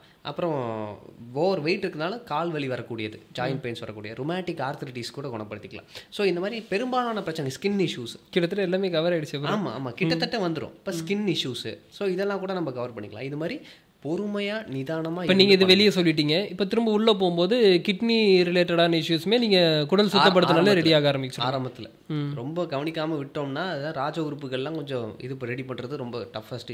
அதாவது உணவுலேருந்து நம்ம என்ன சரி பண்ண முடியுமோ அதை சரி பண்ணணும். ஓகே. இப்போ ஒரு சில நேரத்தில் ரொம்ப டீகேயிங் ஸ்டேட்டுக்கு போயிடுச்சுன்னு வச்சுக்கோங்களேன், அதெல்லாம் நம்ம கொஞ்சம் கஷ்டம்தான். அதனால் வருமுன் காப்போங்கிறது எல்லாருக்குமே பொருந்தும். எல்லாருக்குமே வந்து முயற்சி பண்ணி ரெக்கவர் ஆயிடலாம். இல்லை ஆரம்பத்தில் நோய்க்கு ஏதாவது பிரச்சனை வந்திருக்குன்னா கூட ரெக்கவர் ஆயிடலாம். ஆனால் பொறுமையாக இருக்கணும், அதுதான் விஷயம். இப்போ எல்லாருக்கும் என்ன தேவைன்னு கேட்டிங்கன்னா, இமீடியட்டாக தலைவலிக்குன்னா ஒரு மாத்திரை போட்டால் தலைவலி சரியாயிடும். ஆமாம், இமீடியட்டாக அப்படி தான் எதிர்பார்க்குறாங்க. ஆனால் மாத்திரை போட்டால் தலைவலி சரியாகாது, தலைவலி தெரியாமல் இருக்கும், அவ்வளோதான். ஏன்னா எல்லாமே பெயின் கில்லர்ஸ் தான். அது என்னப்பா அங்கேருந்து அந்த பெயினை தான் கில் பண்ணுது, அந்த ரசாயனம் ஒன்று சுரக்கும், இந்த ப்ராஸ்டாக்லாடின்னு நினைக்க ஒரு கெமிக்கல். அந்த டேமேஜ் செல்ஸ்லேருந்து அது ரிலீஸ் பண்ணும், நமக்கு வந்து இந்த இடத்துல பிரச்சனை இருக்குன்னு மூளைக்கு தகவல் சொல்கிறதுக்கு. ஸோ அதை வந்து வர விடாமல் அந்த ரிசெப்டர்ஸ் வந்து அது தடுக்கிறதுனால நமக்கு வலி இல்லாத மாதிரி இருக்கு. அப்போ தலைவலின்னு மாத்திரை போடுறது தப்பு இல்லை, மாத்திரை போட்டால் ஓய்வுலையும் இருக்கணும். ஓய்வுலையும் இல்லாமல் தொடர்ச்சியாக வேலை செஞ்சுட்டே இருக்கிறது, இல்லை பல நாள் கால்வலி பிரச்சனைக்கோ இதுக்கோ தொடர்ச்சியாக பெயின் கில்லர்ஸ் இந்த மாதிரி மாத்திரைகள் போட்டு இருக்கிறது, இதெல்லாம் அதுக்கு நிறைய பிரச்சனை இருக்கு. அது உனக்கு தெரியல, அவ்வளோதான். ஆனால் திரும்ப அதை போய் நீ நடந்துகிட்டோ இல்லை இது பண்ணிட்டோ இருந்தோன்னா அது திரும்ப தூண்டப்பட்டுக்கிட்டே தான் இருக்குது. இஷ்யூ தான் எல்லாத்துக்குமே அப்படிதான். எல்லாம் சப்ரஸ் தான் பண்ணுது, பெரும்பாலான மருந்து மாத்திரைகள் சப்ரஸ் தான் பண்ணுது, நிரந்தரமாக குணப்படுத்துறது கிடையாது. இப்போ வீசிங் ஆஸ்மா கூட பாருங்க, நெபுலைசர் எடுக்கிறாங்க, பஃப் எடுக்கிறாங்க, மாத்திரைகள் எதாவது குணமாயிருதா? டயபெட்டிஸ்க்கு எவ்வளோ வருஷமாக மருந்து மாத்திரை எடுக்கிறாங்க, அதெல்லாம் தீர்க்கப்படாத நோயின்னு சொல்லிட்டாங்க. இப்போ தீர்க்கவே முடியாதுன்ற மாதிரி இந்திய மருத்துவ சட்டமே தானே சொல்லுது. இந்த 51 வகையான நோய்கள் ஸ்கெடியூல் J51 அப்படிங்கிற ஆக்டில் நிறைய நோய்கள் வந்து மருந்து மாத்திரை வச்சு குணப்படுத்த முடியாது, வரதையும் தடுத்து நிறுத்த முடியாது. அப்போ என்ன பண்ணலாம்? மருந்துகளை வச்சு கண்ட்ரோல் பண்ணலாம். ஸோ அப்போ நம்ம என்ன சொல்கிறோம்னா, மருந்துகளை வச்சு கண்ட்ரோல் பண்ணணுன்ற அவசியம் இல்லை, பொறுமையும் புரிதலும் இருந்தால் உணவு முறைகளையும் வாழ்க்கை முறைகளையுமே நம்ம மாற்ற முடியுமே அப்படிங்கிறத நம்ம சொல்ல வருது. சூப்பர். ஸோ அப்போ நீங்கள் இப்போ கொடுக்கக்கூடிய அந்த 21 நாள் டீடாக்ஸ் ஃபஸ்ட்டு என்ன பண்ணணுன்றீங்க? இப்போது நான் இவ்வளோ நாள் என்னோடய வாழ்க்கையை நான் எப்படி வாழணும்னு தெரியாமல் நான் வாழ்ந்துட்டேன், எப்படியோ உணவை எடுத்துக்கிட்டேன், நைட்டில் சாப்பிட்டு உடம்பைக்கு எடுத்துட்டேன், என்னோடய டோட்டலாக ஒரு சைக்கிளே வந்து சேஞ்ச் ஆகிடுச்சு. இப்போ அங்கேருந்து நான் திரும்ப இப்படி மாறணும்னு நினைக்கிறேன் அப்படின்னா எனக்கு ஒரு கேள்வி என்ன வரும் அப்படின்னா, ஃபஸ்ட்டு இங்கே வெளியே போனாலும் இந்த மாதிரியான உணவு எனக்கு கிடைக்குமா அப்படின்றது ஒரு கேள்வி. இது எவ்வளோ நாளைக்கு நான் கடைப்பிடிக்கணுன்ற ஒரு கேள்வி வந்துடுது. ஸோ இந்த 2 விஷயத்துக்கு நீங்கள் என்ன பதில் சொல்கிறீங்க? அதாவது வெளியில் போகிறதுங்கிறது நம்ம எப்போதுமே வெளியிலே இருக்க மாட்டோம். என்னைக்காச்சும் ஒரு நாள் போவோம், 2 நாள் போவோம், வெளில போவோம், சாப்பிட்றோம். அன்றைக்கி சாப்பிட்றது பிரச்சனை கிடையாது. ஆனால் மீதி 5 நாள் நீங்கள் வீட்டில் நல்ல உணவு சாப்பிட முடியும்ல. இப்போது உடல், நான் ஏற்கனவே சொன்ன மாதிரி எதோ ஒரு விஷயத்த தொடர்ச்சியாக பண்ணுறீங்களோ அதோட இம்பேக்ட் தான் உடம்புல இருக்கும். இப்போ ஒரு நாள் 2 நாள் போயிட்டு நல்லா சாப்பிட்டு வந்துட்டிங்கன்னா உடம்பு சரியாயிருமானா ஆகாது. மேக்ஸிமம் டேஸ் நம்மளால் எவ்வளோ முடியுது. இப்போ எல்லாராலையுமே வந்து 100% மார்க்லாம் எடுக்க முடியாது, என்ன உட்பட. ஸோ ஒரு சின்ன சின்ன தளர்வுகள்லாம் வாழ்க்கையில் இருக்க தான் முடியும். எல்லாருமே மனிதர்கள் தான், அவ்வளோ பர்ஃபெக்ட்லாம் இருக்கு. எல்லாருமே மனிதர்கள் தான், எல்லாருக்குமே மனம்னு ஒன்று இருக்குது, சஞ்சலங்கிறது இருக்க தான் செய்யுது. இது எல்லாமே கேஷுவல், இதை பற்றி நம்ம பெருசாக இது பண்ண வேண்டாம், இதை ஒரு குறையாக போய் பார்க்க தேவையில்லை. ஸோ இப்போ இயற்கையோட தன்மையே பார்த்தீங்கன்னா மாறுதல் தான். இப்போது பகல்னு இருக்குது, இரவுன்னு வருது, மழை காலம்னு இருக்குது, வெயில் காலம்னு இருக்குது. ஸோ அதே மாதிரி தான் மனசுக்குள்ளே கஷ்டம்னு ஒன்று வரும், சந்தோஷம்னு ஒன்று வரும், அதுக்கப்புறமா வெற்றிங்கிறது வரும், தோல்விங்கிறது வரும். நம்மளே அப்படி தான் இருக்கும், அப்படி தான் இயங்கிட்டு இருக்கோம், இயற்கையை அப்படி தான் இயங்கிட்டு இருக்கு. ஸோ அதனால ஐயோ நம்ம எப்போதும் இப்படி தானே இருக்கணும்னு நினச்சோம், இப்போ இப்படி இருக்க முடியலையே அப்படின்னு நினச்சி அதை பற்றி இன்ஃபீரியாரிட்டி காம்ப்ளெக்ஸ் கிரியேட் பண்ணி அது ஒரு கில்ட் ஃபீல் பண்ண ஆரம்பிச்சிருவாங்க. அது தேவையில்லை. சரி இவ்வளோ நாள் இருந்தோம், இன்றைக்கி ஒரு நாள் பண்ண முடியல, பரவாயில்ல, மறுபடியும் நாள்லேருந்து பண்ணுவோம். இன்றைக்கி தோத்துட்டோம், மறுபடியும் நம்ம ஜெயிப்போம் நாளைக்கு. நம்மக்கிட்டே நம்ம வந்து கம்பேர் பண்ணி போட்டு கொடுத்தோம். மற்றவங்க கூட போட்டி பண்ண வேண்டிய அவசியம் இல்லை. நம்ம கூடயே கம்பேர் பண்ணி நேற்றுக்கு என்ன இவ்வளோ நல்லா பண்ணுறீங்க, இன்றைக்கி ஏன் பண்ணல, சரி இதனால் பண்ணலையா, சரி நமக்கே ஒரு வார்னிங் நம்ம கொடுத்துக்கணும், நாளைக்கு இது மாதிரி கரெக்டாக பண்ணு, நாளைக்கு என்ன மார்க் வாங்குறேன்னு பார்க்கலாம் போ அப்படின்னு சீரியஸாக நம்ம பார்த்தீங்கன்னா ஒரு சில நாளில் நம்ம ரொம்ப நல்லா பெர்ஃபார்ம் பண்ணியிருப்போம், ஒரு சில நேரத்தில் ரொம்ப டீக்ரேடாக ஆகிருப்போம். இப்போ நம்ம யார் கூட கம்பேர் பண்ணிக்கலாம், நம்ம தன்மை கூடயே நம்ம கம்பேர் பண்ணிவிட்டு அது மாதிரி அதில் ஓவர் கம் பண்ணிக்கலாம், அந்த கில்ட்லேருந்து நம்ம ஓவர் கம் பண்ணிக்கலாம் அப்படின்னு சொல்லி 2 நாளைக்கு முன்னாடி நம்ம எப்படி பெர்ஃபார்ம் பண்ணிக்கலாம், தப்பு கிடையாது. ஆனால் நல்லது என்னங்கிறத தெரிஞ்சு வச்சுக்கிட்டு அதை எந்த அளவுக்கு நம்மளால முயற்சி பண்ண முடியுதுங்கிறது தான் ஒரு விஷயம். ஓகே, சில 2 நாள் இப்போ வெளியே போகிறோன்னா தளர்த்துறாந்தா தளர்த்திக்க, அவ்வளோதான். அந்த இடத்துல வந்து வாய்ப்பு இல்லைன்னும் போது அதை பண்ணிக்க முடியும். என்ன பண்ண முடியும், இதுதான் இருக்குன்னா அதில் என்ன பெஸ்ட்டாக பண்ண முடியுமோ அதுதான் நம்ம பண்ண முடியும். ஓகே, அப்போ ஃபஸ்ட்டு கேள்விக்கு நீங்கள் பதில் கொடுத்துட்டீங்க. 2வது எவ்வளோ நாளைக்கு பண்ணணும்? எவ்வளோ நாளைக்குன்னா இதை லைஃப் லாங் பண்ணுறோன்னா ரொம்ப சிறப்பு.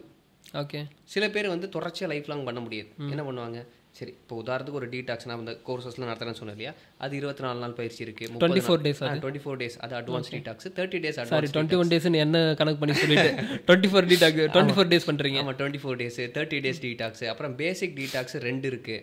அது 15 days ஈட்டிங் சேலஞ்ச் ஒன்று, 15 days பேசிக் டீடாக்ஸ். 15 நாள் எடுப்பீங்களா நீங்கள்? ஆமாம் 15 நாள் இது இருக்குது. அது என்ன இப்போ நீங்கள் சொல்லி கொடுத்துருவீங்களா இல்லை அன்றைக்கி வந்து 15 நான் வந்து உங்களுக்கு டயட் சிஸ்டம்க்கு இன்ட்ரடக்ஷன்லாம் கொடுத்துட்டு எப்படி ப்ராக்டிஸ் பண்ணணும் அப்படிங்கிறதெல்லாம் உங்களுக்கு ஜூம் மீட்டிங்ஸில் சொல்லி வாட்ஸ்அப் குரூப்பில் ஜாயின் பண்ண வச்சு உங்களுக்கு டெய்லி ஏதாவது டவுட்ஸ் வந்துச்சுன்னா உங்களுக்கு கிளாரிஃபை பண்ணி கொடுத்து டயட் சிஸ்டம் கொடுத்து ப்ராக்டிஸ் பண்ண வைப்பேன் உங்களை. ஓகே. ஸோ இந்த மாதிரி ஆன்டி மியூக்கஸ் ப்ரோக்ராம் சொல்லிட்டு சளி ஆஸ்மா வீசிங் சைனஸ்க்கு பிரச்சனைக்கு அதுக்கு தனி கோர்ஸ் இருக்குது.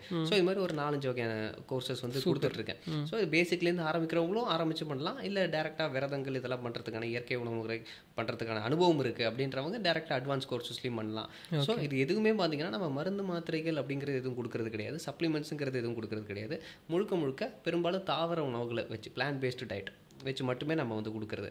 ஸோ இதை ப்ராக்டிஸ் பண்ணிவிட்டு அதுக்கப்புறமா சில பேர் என்ன பண்ணுவாங்க, லைஃப் லாங் கூட இதை ப்ராக்டிஸ் பண்ணுவாங்க. அதான் எவ்வளோ நாள் பண்ணணும், லைஃப் லாங் பண்ணுவாங்க. சில பேர் பார்த்தீங்கன்னா லைஃப் லாங்லாம் பண்ண முடியாது, எனக்கு பிடிச்சிருக்கு நல்லதுன்னு தெரியுது, ஆனால் எனக்கு வந்து நார்மல் லைஃப்பில் போகிற மாதிரி சுச்சுவேஷன், வீட்டு ஃபேமிலி சுச்சுவேஷன், ஆஃபீஸ் சுச்சுவேஷன் அந்த மாதிரி இருக்குது. அது தப்பு சொல்ல முடியாது, ஒவ்வொருத்தருக்கும் லைஃபும் ஒவ்வொரு மாதிரி. எல்லாரும் லைஃப் இப்படியே தான் வாழணும் அப்படிங்கிறதெல்லாம் கிடையவே கிடையாது. என்னால் இப்படி வாழ முடியுதுன்னா நான் வாழ்ந்துக்கிறேன், உங்களால் என்ன வாழ முடியுதோ நீங்கள் வாழ்கிறீங்க, அவ்வளோதான். அந்த வாழ்கிற அந்த நாளில் உங்களுக்கு தெரிஞ்ச விஷயத்த எனக்கு கொஞ்சம் சப்போர்ட் பண்ணி ஹெல்ப் பண்ணுவீங்க, எனக்கு தெரிஞ்ச விஷயத்த நான் உங்களுக்கு சப்போர்ட் பண்ணி ஹெல்ப் பண்ணுவேன், அவ்வளோதான். ஸோ அப்போ அவங்க என்ன பண்ணுவாங்கன்னா ஒரு 6 மாதம் பிரேக் எடுத்துப்பாங்க, அப்புறம் ஒரு 1 மாதம் 2 மாதம் வந்து டீடாக்ஸ் எதுவும் பண்ணிப்பாங்க. ஓகே. இந்த சைக்கிள் அப்படியும் பண்ணிக்கலாம். உடம்பு வந்து ரொம்ப நாள் இது பண்ணிட்டு அந்த காலத்தில் அதாவது தொடர்ந்து பண்ண முடியல அப்படின்னக்கூடியவங்களுக்கு ஒரு 6 மாதம் வந்து நீங்கள் நார்மலாக இருக்கிற மாதிரி இருந்துக்குங்க, அப்புறம் ஒரு மாதம் திரும்ப நீங்கள் இந்த டயட்டை ஃபாலோ பண்ணிக்கிங்கன்றீங்க. இப்போ அப்படி தானே. இப்போ உதாரணத்துக்கு சஷ்டி விரதம் இந்த மாதிரிலாம் இருந்தது இல்லை, அப்போ டெய்லி பேசிஸில் நார்மலாக இருந்தால் கூட ஒரு 6 நாளைக்கு நடுவில் 7 நாட்கள் வந்து இந்த மாதிரி டயட் சிஸ்டம் ப்ராக்டிஸ் பண்ணி ரிஜுவனேட் பண்ணிக்கிறதுக்கு தான் இருந்தது. அது rejuvenation in the sense physically, mentally, spiritually. So அதுதான் அந்த இதோட கம்பைன் பண்ணி. ஏன்னா இப்போ நம்மளோட இதில் பார்த்தீங்கன்னா டயட்டை மட்டும் வைக்கல முன்னோர்கள். காத்தால சீக்கிரம் எழுந்துக்கணும், 2 வேளை குளிக்கணும், அதுக்கப்புறமா பிரம்மச்சரியம் ஃபாலோ பண்ணணும், அதுக்கப்புறமா வெளி உணவுகள் சாப்பிடக்கூடாது, அதுக்கப்புறமா மற்ற சிந்தனைகளில் டைவெர்ட் பண்ணாமல் இருக்கிறதுக்கு எப்போதும் இறைவன் நாம துதிச்சிட்டே இருக்கணும், மெடிடேஷன் பண்ணணும், அப்புறம் நம்மளுடைய வேலைகளை நம்மளே துணி துவச்சிக்கிறதுலேருந்து நம்ம உணவு உட்கொள்றது எல்லாமே நம்மளே பண்ணிக்கிறது. அது மாதிரி எவ்வளோ ஒரு டிசிப்ளின்டாக வச்சுருக்காங்க பாருங்கள். எதுக்காங்கன்னா மைண்டுக்காக எல்லாத்தையுமே சொல்லிட்டாங்க டோட்டலாக, மைண்டுக்கு பாடிக்கு. அப்புறம் கோவிலுக்கு போயிட்டு வரணும், மாலை போட்டானி கோவிலுக்கு நீ போயிட்டு வரணும், இவ்வளோ நாட்கள் தொடர்ச்சியாக போயிட்டு வரணும், பூஜை பண்ணணும். இதெல்லாம் எதுக்காகனா நம்மளுடைய ஸ்பிரிச்சுவல் ஸ்ட்ரென்த்தையும் சேர்த்து டெவலப் பண்ணுறதுக்குலாம். இப்போது சயின்ஸு கூட பார்த்தீங்கன்னா டயட் சிஸ்டமோட நின்று போச்சு. அதுக்கப்புறம் அந்த யோகிக் ப்ராக்டிஸ் அந்த ஸ்பிரிச்சுவாலிட்டிக்குள்ளே வர்றப்போ தான் என்ன ஆகுது, உங்களுக்கு மைண்டையும் பெட்டர்மெண்ட் பண்ணி நம்ம ஆன்மாவையும் பெட்டர்மெண்ட் பண்ணுறதுக்கான ஒரு சாத்தியக்கூற அமைச்சிருக்கு. நம்மளாம் அதை எடுத்து பண்ணால் கூட போதும். ஓகே. நம்ம புதுசாக ஏதோ ஒரு சிஸ்டம் வந்திருக்குன்னு சொல்லிட்டு அதை பண்ணணுங்கிற அவசியம் இல்லை. ஓகே. நம்ம ட்ரெடிஷனில் ஒவ்வொரு ட்ரெடிஷன்லையும் கிறிஸ்துவ மதமாக இருக்கட்டும், இந்து மதமாக இருக்கட்டும், இஸ்லாமிய மதமாக இருக்கட்டும், வேறு என்னென்ன மதங்கள் இருக்கும் அந்த மதங்கள். உதாரணத்துக்கு எனக்கு தெரிஞ்ச ஒரு நல்ல விஷயம் பார்த்தீங்கன்னா இந்த ஜெயின மதத்துலலாம் பார்த்தீங்கன்னா சாயங்காலம் 6 மணிக்குள்ளே சாப்பிட்டு முடிச்சிடுவாங்க, அதுக்கு மேலே சாப்பிட மாட்டாங்க. இக்கிகைன்ற புக்கு படிச்சிருக்கீங்களான்னு தெரில. இக்கிகைன்ற ஒரு புக்கில் கூட வந்து பார்த்தீங்கன்னா ஜப்பானில் கிட்டத்தட்ட ஒரு 80% மக்கள் ஒரு 100 ஆண்டுகளுக்கு மேலே வாழ்கிறாங்கன்னு சொல்லி சொல்கிறாங்க. காரணம் என்னென்னா 2 வேளை தான் சாப்பிடுவாங்க, சீக்கிரமாக அவங்களோட உணவை வந்து நைட்டு வந்து எடுத்துப்பாங்க, அதிகமாக அதுக்கப்புறம் சாப்பிட மாட்டாங்க. சுத்தமான காற்றுங்கிறது முதல் உணவு, அதுவும் ரொம்ப முக்கியம். நல்ல உணவு மட்டும் சாப்பிட்டுட்டு அசுத்தமான காற்றுல இருந்தாக்க வாழ முடியுமானா கஷ்டம் தான். அப்போ சுத்தமான காற்றுங்கிறது முக்கியம். ப்ளஸ் அந்த மதத்தை பற்றி பேசியிருந்த மாதிரி அந்த மதத்தில் சாயங்காலம் 6 மணிக்குள்ளே சாப்பிட்டு முடிச்சிடுறாங்க, சரிங்களா. அதுக்கப்புறம் இந்த இஸ்லாமிய மதத்தில் பார்த்தீங்கன்னா ரம்ஜான் ஃபாஸ்டிங் இது மாதிரி இருக்குது. இந்து மதத்தில் பார்த்தீங்கன்னா அமாவாசை, பௌர்ணமி, ஏகாதசி, அதுக்கப்புறம் நிறைய கடவுள்கள் பேர் சொல்லிட்டு பாபாக்கு அப்பப்போ ஏதாவது ஒன்று வரும், புரட்டாசி மாதம் இருக்குது. அப்புறம் கிறிஸ்டியானிட்டியில் பார்த்தீங்கன்னா ஈஸ்டர் ஃபாஸ்டிங்கு, இது மாதிரி ஏதாவது ஒரு சிஸ்டமை அவங்க எது பிடிச்சிருக்கோம் அதை எடுத்து ஃபாலோ பண்ணாலும் சரி. ட்ரெடிஷ்னலாக பண்ணணும் முடியல அப்படின்னா அட்லீஸ்ட் இந்த மாதிரி சயின்டிஃபிக்கலாக ஏதாவது கொடுக்கறது, இல்லைன்னா தியரிட்டிக்கலான அது கிளென்சிங் ப்ராசஸ் எப்படி பண்ணுறது புரிஞ்சுட்டு பண்ணுறது, இந்த மாதிரி விஷயத்தையாவது பண்ணணும். ஒன்று மருத்துவமாக பண்ணலாம், இல்லை மதம் சார்ந்து பண்ணலாம், ஆனால் ஏதாவது ஒன்று பண்ணணும்ல. எதுவுமே பண்ண மாட்டேன்னு சொல்லிட்டு, அதாவது மதங்களாக இருக்கட்டும் எல்லாமே ஒரு பாதையில் பயணிக்கிறதுக்கான ஒரு இதுதான், ஒரு டூல், ஒரு கருவி. இந்த மாதிரி போனால் நல்ல பாதையில் போகலாங்கிறதுக்கான கருவி. எல்லா மதத்துலேயும் எல்லா சிறப்புத்தன்மைகளும் இருக்க தான் செய்யுது. அதையும் ஃபாலோ பண்ண மாட்டேன். அப்புறம் என்னுடைய எக்ஸசைஸு ஃபிட்னஸ்ஸு அப்படின்னு இந்த மாதிரி இதுக்குள்ளேயே நான் ஃபாலோ பண்ண மாட்டேன் அப்படின்னா அப்போ எதுவுமே கிடைக்காது. அப்படியே இதையும் கோட்டை விட்டாச்சு, அதையும் கோட்டை விட்டாச்சு, அப்படி உட்காந்துட்டு இருக்க வேண்டியதான். அப்போ சுகமான வாழ்க்கைக்கு இந்த மாதிரி பண்ணணும். ஆமாம். அப்போது என்னோட கேள்வி என்னென்னா, இப்போ இந்த 2 விஷயத்த பேசிட்டோம், எவ்வளோ நாளைக்கு பண்ணணுன்றதும் பேசியாச்சு. இப்போ நான் ஃபஸ்ட்டு என்ன பண்ணணும் அப்படின்ற ஒரு கேள்வி இருக்குது. இப்போ நீங்கள் ஃபஸ்ட்டு என்கிட்ட சொன்னது என்னென்னா, என்ன ப்ரோ நீங்கள் எந்த மாதிரியான விஷயங்கள் கொடுப்பீங்க அப்படின்னு சொல்லும்போது, ஃபஸ்ட்டு வந்து கிளென்சிங் ப்ராசஸ்ஸு, அதுக்கப்புறம் தான் வந்து உடல் வந்து என்னென்ன மாதிரியான விஷயங்கள் எடுத்துக்கும் போது அது நீங்கள் கொடுக்கக்கூடிய நரிஷ்மெண்ட் சொல்லுவீங்களா? ஆமாம் ஆமாம். ஓகே. அது எப்படி எந்த மாதிரியான ப்ராசஸ் போகும்? அது உடலில் பெருசாக நோய் தொந்தரவு இல்லைங்கிறவங்களுக்கு எதையுமே தீவிரமாக பண்ண வேண்டிய அவசியம் இல்லை. இல்லை, எல்லாருக்குமே இப்போ நோய் வரும்ல. இப்போது நான் என்ன உங்ககிட்ட கேட்குறேன்னா, இப்போ நீங்கள் இந்த சிஸ்டம் ஃபாலோ பண்ணுறீங்க, உங்களுக்கு நோயே வராதுன்றது மாதிரி எதுவும் சொல்ல முடியுமா? இல்லைல்ல, அப்படி சொல்ல முடியாது. ஏன்னா இந்த உடல்னு எடுத்துகிட்டு வந்துட்டோம்னா நோய் வந்தே தான் செய்யும். அது எப்படி வராமல் இருக்கும்? வராமல் இருந்தாக்க எல்லாரும் சுகமாக வாழ்ந்துடலாமே. இவ்வளோ மருத்துவம். ஏன்னா பல பேருக்கு கேள்வி என்னன்னா, இதை இவர் டீச் பண்ணுறாரு, இவருக்கு அந்த பிரச்சனை இருக்கே அப்படின்னு பார்க்குறாங்க. எல்லாருக்குமே வரதான் செய்யும். எல்லாருமே இப்போ ஒரு சளி பிடிக்கிறதா இருக்குன்னு பெரிய நோய் தொந்தரவுன்னு வராது. ஒரு சளி பிடிக்கிறது, காய்ச்சல் பிடிக்கிறது, இந்த மாதிரியான ஒரு இதுக்குள்ளேயே உடம்பு சுற்றிட்டு இருக்கும். பெரிய லெவலுக்கு கொண்டு போகாமல் இது பேசிக்காக நம்ம விட்டுணும். நிறைய பேர் என்ன பண்ணுறாங்க, சளி பிடிச்ச உடனே மாத்திரை போடுறாங்க, லூஸ் மோஷனான கண்ட்ரோல் பண்ணிடுறாங்க, வாமிட் வந்தால் கண்ட்ரோல் பண்ணிடுறாங்க, ஜுரம் வந்தால். இதெல்லாம் பண்ணாமல் இருந்தால் இந்த பேசிக் ப்ராசஸ்லேயே உடம்பு கிளென்சிங் பண்ணிக்கும். இதெல்லாம் கிளென்சிங் தான். ஓகே. சளி பிடிக்கிறது கிளென்சிங்கு, வாமிட் வர்றது கிளென்சிங்கு, லூஸ் மோஷன் ஆகிறது கிளென்சிங்கு, காய்ச்சல் வர்றது கிளென்சிங்கு, இது எல்லாமே கிளென்சிங் ப்ராசஸ். ஓகே. ஆனால் இப்போ ஒரு கேள்வி என்ன வரும்னா, அவருக்கும் நோய் வருது, எனக்கும் நோய் வருது, அப்புறம் அவர் கடைபிடிச்சு என்ன பண்ண போறாரு அப்படின்ற இடத்துல அடுத்த பெரிய அதுக்கு டெவலப் ஆகுது, டயபெட்டிஸ் ஆகுது, பிபியா மாறுது. அப்புறமா இது இந்த இடத்துலயே நம்ம கவனிச்சு அதை முடிச்சிடுறோம். கவனிச்சா அடுத்த சிச்சுவேஷனுக்கு போகாது. ஏன்னா அது அடுத்த ஒரு பரிணாமத்துக்கு போயிட்டே இருக்கக்கூடாது. வருதுன்னா எப்போதும் வராது. அதாவது வருஷத்துக்கு ஒரு தடவை காய்ச்சல் வருது, நல்லதுதான். வருஷத்துக்கு ஒரு தடவை 2 தடவை சளி பிடிக்கிறது நல்லதுதான். உள்ள இருக்க கழிவுகள் வெளில போகிறது தான். ஆனால் அந்த நேரத்தில் நம்ம ரெஸ்ட்டுக்கு வந்துடும். நிறைய பேர் வந்து மெடிக்கல் லீவை தப்பாகவே யூஸ் பண்ணுறாங்க. ஏதாவது வந்து வீட்டில் ஏதாவது ஃபங்க்ஷன்னா போகிறது, இல்லை வந்து பாய் ஃப்ரெண்ட் கேர்ள் ஃப்ரெண்ட்ஸோட வெளில சுற்றுறது, இல்லைனா வேறு ஏதாவது ட்ரிப்பு போகிறது, இந்த மாதிரி விஷயத்தான் யூஸ் பண்ணுறாங்க. மெடிக்கல் லீவ்னா எதுக்கு? மெடிக்கல் உடம்பு முடியலன்னா எடுத்துக்கிறது தானே, ரெஸ்ட்டில் இருக்கணுன்றதுக்காக தான். காய்ச்சல் வருதுன்னா 1 வாரம் இருக்குது காய்ச்சல்னா, வீட்டில் கொஞ்சம் ரெஸ்ட் இருக்கணும். ரெஸ்ட் எடுத்து அதுக்கேற்ற மாதிரி மென்மையான உணவுகளாக சாப்பிட்டுட்டு, ஒரு கதகதப்பான ஆடைகளாக போட்டுக்கிட்டு, நல்ல வென்டிலேஷனான ஒரு ரூமில் ஒரு ரெஸ்ட்டில் இருந்து தண்ணி மட்டும் பசிச்சா சாப்பிடுங்க, இல்லைனா வேணாம் தண்ணி மட்டும் குடிச்சிட்ருங்க. அப்படியே இருந்தால் சரியாயிடும். ஆனால் ஐயோ உடம்பு முடியல, டக்குன்னு காலேஜ் போய் ஆகணும், டக்குன்னு ஆஃபீஸ் போய் ஆகணும்னு சொல்லிட்டு ஒரு மாத்திரையை போட்டு ஊசியை போட்டு அதை சப்ரஸ் பண்ணிட்டு அது போகிறப்ப என்ன ஆகுது, அது அடுத்த ஆக்சுவலாக அப்பயே முடிஞ்சிருச்சுன்னு நினைக்கிறாங்க. அடுத்த நிலைக்கு அது வந்து போகுது. அதெல்லாம் பண்ணாமல் அதுக்கான ரெஸ்ட் கொடுத்தோம்னா அது வந்து நமக்கு வந்து ஹீல் ஆகும். என்ன மாதிரியான பிரச்சனைகள் போகும்னு நினைக்கிறீங்க? இப்போ டேப்லெட்ஸ் போடுறது, லைக் ஜுரம் வந்தால் டேப்லெட் போடுறோம், சளி பிடிச்சா டேப்லெட் போடுறோம், வாமிட்டிங் சென்சேஷன் இருந்துச்சுன்னா டேப்லெட்ஸ் போடுறோம். அதே மாதிரி வந்து பார்த்தீங்கன்னா இப்போ இந்த டைமில் வந்துடக்கூடாது பீரியட்ஸ்ன்றதுக்காக அந்த பீரியட்ஸை தள்ளி போடுறதுக்காக டேப்லெட்ஸ் யூஸ் பண்ணுறாங்க. இந்த மாதிரி எதுக்கு எடுத்தாலும் டேப்லெட்ஸ் தான். இந்த மாதிரி பண்ணும்போது என்ன மாதிரியான விஷயங்களாக வெளிப்படுற வாய்ப்பு இருக்குது? இல்லை, அது ஒவ்வொருத்தரோட எலிமினேட்டிவ் கெப்பாசிட்டி பொறுத்து இருக்குது. அந்த அவங்க எடுக்கிற மெடிசன்ஸை வந்து உடல் வெளியேற்றுற தன்மை அவங்களுக்கு இருந்துருச்சு அப்படின்னா, இல்லை அது உடம்புடைய சிஸ்டம் ஸ்ட்ராங்காக இருக்கிறப்போ உள்ள ரிசைடிங் பிரச்சனையை அது சரி பண்ணிக்கிச்சு ஆட்டோமேட்டிக்கான நேச்சுரல் ஹீலிங் ப்ராசஸ் உடம்புல நடந்துகிட்டே தான். அதுவும் பண்ணுது. அது பண்ண முடியாமல் போகிறப்ப தான் நமக்கு என்ன ஆகும்னா, அடுத்தடுத்த குறிப்பாக குடல் சார்ந்த பிரச்சனை இருந்தால் எல்லாமே ஆரம்பிக்கும். வயிற்றுலேருந்து தான் எல்லா பிரச்சனையும் ஆரம்பிக்கும். அப்புறம் மலச்சிக்கல், அதாவது கீழே வந்து மலை குட்டுறோம், மேலே வந்து சளி குட்டுறோம். இது 2த்துலேருந்து தான் எல்லா பிரச்சனைக்குமான ஒரு அடித்தளமாகவே இருக்குது. ஸோ இதில் தான் காட்டும் இந்த மெடிசன்ஸ்லாம் எடுத்து சப்ரஸ் பண்ணுறப்போ நாட்பட்ட சளியாக இருக்கும். அதுக்கப்புறமா என்ன ஆகும், அது வந்து கொஞ்சம் ஆஸ்மாவாக மாறும், அப்புறம் டிபியாக மாறும். டேப்லெட்ஸ் அதிகமாக யூஸ் பண்ணும்போது சளி பிடிக்கும்ன்றீங்களா? சளி சப்ரஸ் பண்ணும், ஆனால் அதை குணப்படுத்தாமல் விட்டால் சளி சேர்ந்துட்டே தான் உள்ள சேருது. ஃபஸ்ட்டு ரன்னிங் நோஸில் ஆரம்பிக்கும், ஃபஸ்ட்டு தும்மலில் ஆரம்பிக்கும், ரன்னிங் நோஸில் ஆரம்பிக்கும், அப்புறமா அப்பப்போ வாய் வழியாக சளி வருது, மஞ்சளாக வருது, பச்சையாக வருது, அப்புறம் ரத்தத்தோடு சேர்ந்து வருது, அப்புறம் இருமல் காஃபோடு சேர்ந்து வருது, அப்புறம் காஃப் பண்ணாலும் வராது வறட்டு இருமலாக மாறுறது, அதுக்கப்புறமா ஆஸ்மேட்டிக் கம்ப்ளைண்ட்டுக்கு போகிறது, ஃபுல்லாக நெபுலைசரில் போகிறது, அப்புறம் டிபி வரைக்கும் அது கொண்டு போகுது இல்லை. ஸோ இது மாதிரி நம்ம சப்ரஸ் பண்ணுற வரைக்கும் உடம்புக்குள்ளே நோய் இருந்துக்கிட்டே தான் இருக்கும். அதை குணப்படுத்த ஆரம்பித்தாதான் உள்ளே இருக்கிற பிரச்சனைகள் வந்து நமக்கு சரியே ஆகும். ஓகே. ஸோ அதனால் எல்லாருமே ஃபஸ்ட்டு பண்ண வேண்டியதுன்னா, அவங்க மதங்கள் சார்ந்து ஏதாவது நல்ல ஒழுக்கங்கள் பண்ணுறீங்கனாலும் பண்ணுங்கள், இல்லைன்னா சாயங்காலம் சீக்கிரம் சாப்பிட்டு முடிக்கிறது ஃபஸ்ட்டு ப்ராசஸ். ஒரு 8 மணிக்குள்ளேயாவது சாப்பிட்டு முடிக்கிறது. அதுக்கப்புறமா காலையில் எழுந்து எவ்வளோ நேரம் நம்மளால் பசி தள்ளி போட முடியுதோ, இல்லை நல்ல பசி வர வரைக்கும் காத்திருக்க முடியுதோ அவ்வளோ நேரம் காத்திருக்கணும்.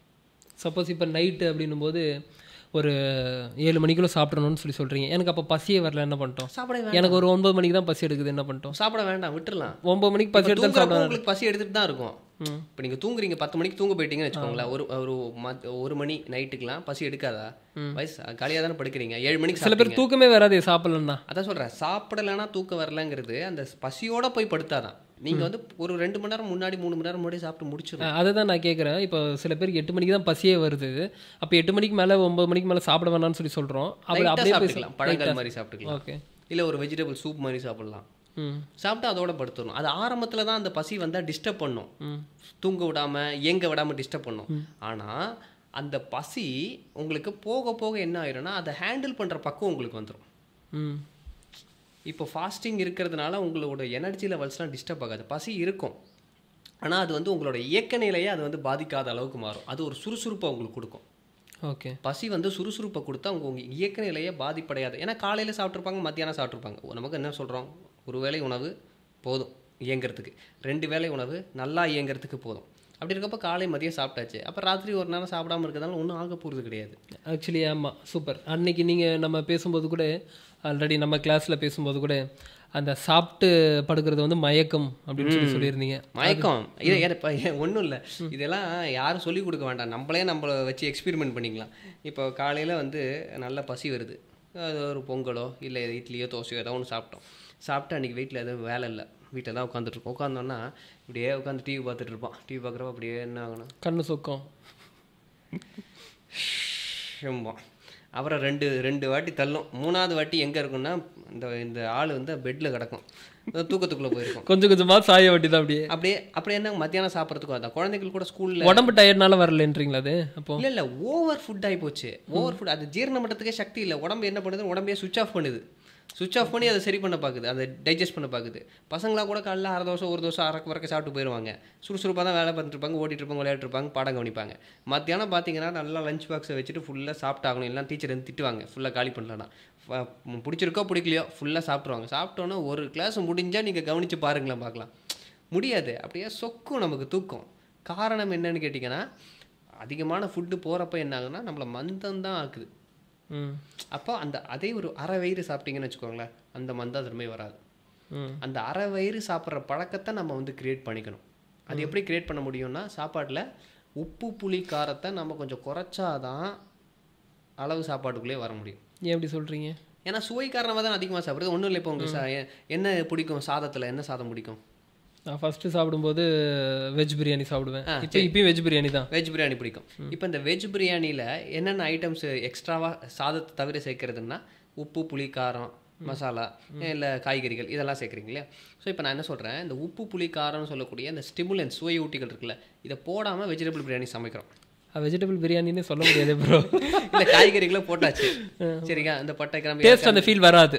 அப்போ எவ்வளோ சாப்பிடுவீங்க, எவ்வளோ பசி அவ்வளோ சாப்பிடுவீங்க. பசிக்கு சாப்பிட்ருவீங்க, பசியில் இருக்கீங்க, வயிற்றுல ஏதாவது போடணுன்றதுக்காக சாப்பிடுவேன். ஏன்னா இல்லைன்னா அந்த நோய்க்கு மருத்துவம் பார்த்தாக்கணுமே. இப்போ பசிங்கிற நோய்க்கு அப்போ வயிற்றுல போட்டாச்சு, ஒரு அளவோடு சாப்பிட்டு நிப்பாட்டிப்பீங்க. அப்புறம் என்ன எக்ஸ்பெக்ட் பண்ணுவீங்க, இது சுவையாக இருந்தாக்க இன்னும் கொஞ்சம் நல்லா சாப்பிட்ருக்கலாமே எக்ஸ்பெக்ட் பண்ணுவீங்க. அப்போ இப்போ சுவையோட ஒரு வெஜிடபிள் பிரியாணி போடுறோன்னு வச்சுக்கோங்களேன், முன்னாடி 1 கப்பு சாப்பிட்டீங்கன்னா இப்போ 3-4 கப்பு சாப்பிடுவீங்க. ஆமாம். எப்படி? ஏன், அதான் உங்களுக்கு பசி போகிறோன்னு சொல்லிடுச்சுல்ல அந்த ஃபஸ்ட்டு கப்புலேயே, அதுக்கு மேலே உங்களால் சாப்பிட முடியல. அப்போ நம்ம எதுக்கு சாப்பிட்றோன்னா அந்த சுவைக்கு தான் அதிகமாக நம்ம சாப்பிட்றோம். அப்போ நம்ம சுவையை வந்து குறைச்சாதான் நமக்கு சாப்பாட்டில் ஒரு லிமிட் அளவுங்கிறது கொண்டு வர முடியும். ஓகே, அதனால தான் உப்பு புளி காரத்தை அளவாக ஒரு கம்மியாக சாப்பிட்றது நல்லது. நிறைய பேர் காரமே நிறைய போட்டு சாப்பிட்றாங்க, அப்படியே குடல்லாம் எரிஞ்சிடும். அப்படியே மோஷன் போகிறப்ப எரிச்சல் இருக்கும், குடல் எரிச்சல் இருக்கும். ஒரு மினிமலான காரங்கிறது ஓகே, அது ஒரு சில நேரத்தில் லாக்ஸேட்டிவாகவும் வேலை செய்யும், குடலை வந்து கொஞ்சம் க்ளீன் பண்ணுறதுக்கும் வேலை செய்யும். மீன்ஸ் இந்த சென்ஸ் மலச்சிக்கல் இருக்கவங்க கூட கொஞ்சம் காரமாக சாப்பிட்டா கொஞ்சம் மோஷன் போகும், லாக்ஸேட்டிவாக வேலை செய்யும். அதுவும் கொஞ்சம் இரிட்டேட் பண்ணி தான் அது வர வைக்குது. இந்த குடலில் ஒரு இரிட்டேஷன் இருக்கிறதுனால அது வருது. ஆனால் அது அளவாக இருக்கிறப்போ அது ஓகே. ஆனால் அதுவே அதிகமாக இருக்கிறப்போ நம்ம வந்து அளவை தாண்டி வயிறு ஃபுல்லாக சாப்பிட்டு மூச்சு முட்டுற அளவுக்கு வந்துடுது. அப்போது அஜீரணம் ஏற்படுது, அதனால் தலைவலி ஏற்படுது, அப்புறம் ப்ளோட்டிங் ஏற்படுது, நெஞ்சு கரிப்பு ஏற்படுது, எதுக்களிப்பு வருது, மோஷன் ப்ராப்ளம் வருது, எல்லாமே வருது. ஸோ அதனால் அந்த அளவறிந்து சாப்பிட்டோம்னா நமக்கு ஒன்றும் பெரிய தொந்தரவு இருக்காது. இயற்கை உணவுகள் திருக்குறளில் கூட ஏதோ சம்திங் இருக்கு இல்லையா, அந்த மாதிரி. அதுதான் நம்ம ஆரம்பத்திலே பேசணும், அற்றால் அளவறிந்து உண்க. அதே மாதிரி நம்ம உடம்புக்கு பொருத்தமான உணவுகளையும் தேர்ந்தெடுத்து சாப்பிடணும். இப்போ நம்ம முடிஞ்ச அளவுக்கு நிறைய சாப்பிட்றதுனா என்ன சாப்பிட்லாம்னா, பழங்கள் நிறைய சாப்பிட்லாம். அதுக்கப்புறமா நட்ஸு வகைகள், அதுக்கப்புறமா இதெல்லாம் அளவாக சாப்பிட்டா போகிறோம். நட்ஸ் வகைகள் அளவாக சாப்பிட்டா போகிறோம். அது வந்து கிலோ கணக்கில் சாப்பிட வேண்டிய அவசியம் இல்லை. சும்மா எல்லாத்தையும் ஒரு அதான் இப்போ நீங்கள் சொல்கிறபடி பார்த்தா எல்லாருக்கும் இன்னொரு கேள்வி வரும், அந்த அளவுக்கு சம்பாதிக்கலையேன்ற ஒரு ஃபீல் வரும் இல்லையா? இப்போ எல்லார் வீட்லேயும் பார்த்தீங்கன்னா டிவி இருக்கா, வாஷிங் மிஷின் இருக்கா, ஃப்ரிட்ஜ் இருக்கா, மிக்சி கிரைண்டர் இருக்கா, ஏசி இருக்கா, சோஃபா இருக்கா, எல்லா விஷயம் போட்டிருக்காங்கல்ல. நீங்கள் சொல்கிறதெல்லாம் அடிப்படையாக ஆகிப்போச்சு. அடிப்படையாக ஆகிப்போச்சுல்ல. அப்போது அந்த காலத்தில் இவ்வளோ விஷயங்கள் இவ்வளோ அப்ளையன்சஸ் வந்து கிடையாது. இல்லை, அப்போ இதுக்கெல்லாம் இன்வெஸ்ட் பண்ணுறாங்க. ஒரு பர்த்டே பார்ட்டினா செலிப்ரேட் பண்ணுறாங்களா, அப்புறம் ஒரு ஃபேமிலியில் ஃபங்க்ஷன்னா செலிப்ரேட் பண்ணுறாங்களா, ஒரு கல்யாண காட்சினா நகை போடுறது, அது மண்டபத்துக்கு இவ்வளோ செலிப்ரேட் பண்ணுறது, அது அந்த கொண்டாட்டம் இந்த கொண்டாட்டம் இவ்வளோ, இதுக்கெல்லாம் இங்கேருந்து வருது போனோம். இப்போ காசு இல்லைன்னு சொல்லாத, காசு ப்ரியாரிட்டி கொடுக்கலன்னு சொல்லு. காசு இல்லைன்னு எப்படி சொல்லுவீங்க? இதுக்கெல்லாம் வருதே உங்களுக்கு பணம். செயின் போட்டிருக்கோம், மோதிரம். அப்போ அதுக்கு அதோட முக்கியத்துவம் தெரியுது, அதுக்கு ஸ்பெண்ட் பண்ணுற அவ்வளோதான். அவ்வளோதான். இதெல்லாம் வந்து நம்புகிறோம். இதெல்லாம் நம்ம கண்டிப்பாக இருக்கணும், இருந்தால் தான் வாழ முடியும் நம்புகிறோம். ஆனால் இதுனா எனக்கெல்லாம் நான் அவ்வளோ சாப்பிட முடியாது, நீங்கள் சாப்பிடுவீங்க, எங்களால் சாப்பிட முடியாதுன்னா அவங்க வீட்டை ரிசர்ச் பண்ணால் தெரிஞ்சிடும் எல்லாம். என்னென்ன வீட்டில் பொருட்கள் இருக்குது என்ன ஏதுன்னு பார்த்தாலே ஏன் இவ்வளோ பெருசாக எல்இடி டிவி வாங்க வேண்டிய அவசியம் இல்லையே. அதுக்கு பதிலாக அந்த பணத்தை வந்து இதில் இன்வெஸ்ட் பண்ணிங்க. செயின், வாட்சு, மோதிரம், தங்கங்கள் இதெல்லாம் வாங்க வேண்டிய அவசியம் கிடையாது. லேண்டு இருக்க வீடு இருக்கும், இன்னொரு 4-5 லேண்டு வாங்கி போடுவாங்க. ஸோ அதெல்லாம் வாங்க வேண்டிய அவசியம் கிடையாது. ஸோ எல்லா ஆடம்பர செலவுகளையும் நம்ம வந்து குறைச்சிக்கிட்டு அதுக்கு பதிலாக இந்த மாதிரி நல்ல பொருளுக்கு நம்ம இன்வெஸ்ட் பண்ணலாம். இதே சொல்கிறவங்க தான் என்ன பண்ணுவாங்கன்னா மாதத்துக்கு 5000க்கு 7000க்கு மாத்திரை வாங்கி சாப்பிட்டுட்டு இருப்பாங்க. ஆமாம். ஸோ அதுக்கெல்லாம் இன்வெஸ்ட் அதான் இப்போ 5 பெட்டி கூட சேர்ந்து 6வது ஒரு பெட்டியாக மாத்திரை பெட்டி ஆகி போச்சு எல்லார் வீட்லேயும். அப்போ அதுக்கெல்லாம் வந்து இன்வெஸ்ட் பண்ணுறப்போ அந்த மனம் வரணும். முதல்ல நம்மளோட உடலை பேணி காக்கிறதுக்காக நம்ம ஒரு நல்ல உணவுல தேர்ந்தெடுத்து சாப்பிட்றோங்கிற ஒரு மனம் வரணும். மனம் வந்தால் தான் இதுக்கெல்லாம் செலவு பண்ணுறதுக்கு, இல்லைனா கேள்வி தான் வருமே தவிர செயல் வரும். ஆனால் உங்களுக்கு ஃபஸ்ட்டு இந்த மாதிரியான விஷயங்களை கடைபிடிக்கும் போது உங்களுக்கு இந்த மாதிரியான கேள்வி வந்ததா? எனக்கு வரல. உங்களுக்கு எப்படி இது ஆரம்பிச்சது? ஃபஸ்ட்டு முதல்ல எனக்கு இருந்த நோயை குணப்படுத்திக்கணுங்கிற ஒரு நோக்கத்தில் தான் நான் வந்து இதுக்குள்ளே முதல்ல வந்தேன். அப்புறம் இதுக்குள்ளே பயணிக்க நிறைய நல்ல விஷயங்கள், நிறைய ஃபாஸ்டிங்லாம் பண்ணுறப்போ மென்டல் கிளாரிட்டி நிறைய கிடச்சிது. அதாவது ஃப்யூச்சரிஸ்டிக்காக நம்ம என்ன பண்ணணுங்கிற ஒரு நாலேஜ் கிடச்சிது, நல்ல ஒரு தெளிவு கிடச்சிது. ஃபாஸ்டிங்கில் நான் நிறைய விஷயம் கற்றுக்கிட்டேன்.